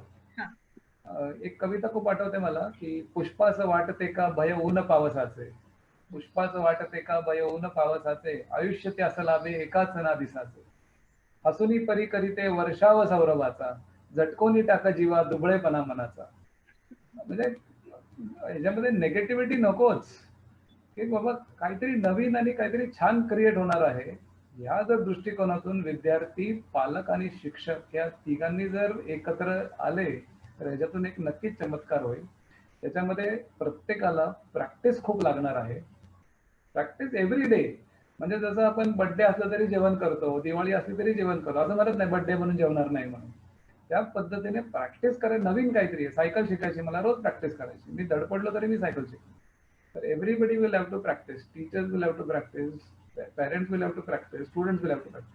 पेशन्स पाहिजे खूप, कारण की यामध्ये असं होणार आहे की शिक्षक शिकवताना एखादा पालक मी समोरून ऐकलं, अहो सर तुम्ही माझ्या मुलाला विचारतच नाही काही. असं होऊ शकतं, कारण की माझ्या स्क्रीनवरती मला 20च जण दिसत आहेत आणि 21व्याकडे माझं लक्ष नाही गेलं. असे छोटे छोटे प्रश्न निर्माण होणार आहेत. त्याच्यामध्ये पेशन्स पालकांना आणि शिक्षकांना दोघांना असणं गरजेचं आहे, कारण की आपल्या विद्यार्थ्यांसमोर आपण कशी वागणूक दाखवतो हे खूप महत्वाचं राहणार आहे याच्यामध्ये. तर अगदी त्या फुलाकडून शिकण्यासारखं आहे की आयुष्य एका दिवसात असलं तरी ते किती सुंदरपणे जगतं. तसंच आपण देखील खूप पेशन्स ठेवून सुंदरपणे विद्यार्थ्यांपर्यंत त्यांना जे शिकवायचं आहे ते त्यांच्यापर्यंत नेण्याचा एक आज आपण एक ध्यास मनी ठेवून पुढे जाऊ, अशी माझी इच्छा यावेळी मी व्यक्त करतो. धन्यवाद सर. मी समारोपाकडे जाते आता. खरं तर तुम्ही सकारात्मक दिशेने वाटचाल कशी करायची सगळ्यांनी, पालक आहेत, शिक्षक आहेत, विद्यार्थी आहेत, ह्यांच्यासाठी तुम्ही डिजिटल माध्यमाची ओळख दिली आहे, ऑनलाईन शिक्षण कसं घेता येणार आहे त्याचीही ओळख दिली आहे, आणि छोट्या छोट्या समस्या आहेत ज्या आम्हाला भेडसावतात शिक्षकांना, त्याचाही मागोवा तुम्ही घेतलेला आहे. तर त्याबद्दल अगदी आभारी आहे मी तुमची. आता मी शिक्षक मंडळींना सांगू इच्छिते की आजच्या वेबिनार मधून ऑनलाईन अध्ययन अध्यापनासंबंधी बऱ्याच प्रश्नांचा विचार आपण केला. अजूनही तुमच्या कोणाच्या मनात काही प्रश्न असतील आपण ते आम्हाला जरूर विचारू शकता. शिक्षक, विद्यार्थी, पालक यांना तंत्रस्नेही बनायला हवंच आहे, हे आज आपल्या लक्षात आलंय. ह्याच्याही आधी सुरुवात झालीये खरं, पण पुन्हा एकदा आपण त्याची उजळणी केली असं समजूया. आणि दुसरं आहे की कुठलीही गोष्ट चांगल्या तऱ्हेने आली ना की त्याचा आनंद मिळतो. मला चहा चांगला करता आला की तो चहा पिण्याचा आनंद मी घेऊ शकते. तसं तंत्र मला जमलं की अध्यापनाचा आनंद मला मिळणार आहे. त्यामुळे जुनी मरगळ झटकून टाकायची आहे क्लासरूम टीचिंगची आणि सवय लावायची आहे सध्या ऑनलाईनची. आणि त्यात ई लर्निंग मला कुठे उपयुक्त ठरतंय का हा प्रश्न स्वतःच्या मनाशी विचारायचा आणि त्याचा वापर करता आला तर पाहायचाय. असं म्हटलं जातं की संकटाच्या काळात नवनिर्मिती होते. याच धर्तीवर ऑनलाईन शिक्षण आवड म्हणून किंवा पर्याय म्हणून न राहता ती गरज बनली. ही चांगली गोष्ट आहे असं आपण समजूया आणि तिचं कौशल्य आत्मसात करूया. तंत्रज्ञानातले बारकावे जाणून घेऊया आणि सुयोग्य डिजिटल माध्यमाची निवड करूया. आणि हेच आजच्या ह्या आमच्या संपूर्ण सेशनचं फलित असेल असं म्हणायला मला हरकत नाही. तुम्हा सगळ्यांच्या सहभागाबद्दल धन्यवाद. आणि आजचे मार्गदर्शक श्रीयुत अमिताभ मेहता सर, नवनीत फाउंडेशनच्या वतीने आपल्या अगदी मनपूर्वक धन्यवाद. मला देखील एक ऍड करायचं मॅडम. हा, जाता एकच छोटी कविता, मला कवितांविषयी खूप बोला. एक कविता अशी होती, कमलपत्रावरील पाण्याला कधी थांब म्हणायचं नसतं, कमलपत्रावरील पाण्याला कधी थांब म्हणायचं नसतं, निसटणाऱ्या क्षणांना कधी जवळ करायचं नसतं. माणसाचं आयुष्य देखील हे देखील असंच असतं. खूप काही हरवलं तरी त्याहीपेक्षा जास्त उरलेलं असतं. तर हे जर आपण लक्षात ठेवलं तर ठीक आहे, क्लासरूम टीचिंग मी मिस करेल, पण खूप काही हरवलं तरी त्याहीपेक्षा जास्त उरलेलं आहे हे डोक्यात ठेवा. आणि आपल्या विद्यार्थ्यांना आपण त्याहीपेक्षा छान पद्धतीने घडवू, हा एक आपल्याकडे एक प्रण करून आपण पुढे जाऊ, अशी मी सर्वांना विनंती करतो. आणि आपण दिलेल्या संधीबद्दल मी आपल्या सर्वांचे आभार मानतो. मी जाता हे सांगू शकते की सर कवितांची दर्दी आहेत, स्वतः कवीही आहेत, स्वतः कविता करतात आणि कवितांची आवडही त्यांना आहे, कविता सादरही करतात. धन्यवाद सर. आता ह्याच बरोबर ऑनलाईनच्या आधी ऑफलाईन तयारी लागते आणि आम्हाला खूप लोकांची मदत लागते त्यासाठी. तर मी अजून काही मंडळींचे आभार मानू इच्छिते. त्याच्यामध्ये इसेन्सचे सीईओ आहेत श्रीयुत अमित गाला, डायरेक्टर आहेत हर्षिल गाला, आमची तांत्रिक बाजू सांभाळणारी मंडळी आहेत श्रीयुत प्रदीपजी जाधव, संदीप कोटक, मीनाज शेख, या सगळ्यांचे मनपूर्वक आभार. आणि आमच्या प्रशिक्षण प्रमुख बसंती रॉय मॅडम, ज्यांचं आम्हाला सातत्याने मार्गदर्शन लागते, नवनीतचे डायरेक्टर श्रीयुत अनिल गाला, ह्या सगळ्यांचंच मार्गदर्शन घेऊनच मी स्वतः पुढे जात असते. त्यामुळेच या वेबिनार मध्ये आमचा सगळ्यांचा सहभाग चांगल्या तऱ्हेने वाढतो. सगळ्यांचे मनपूर्वक आभार.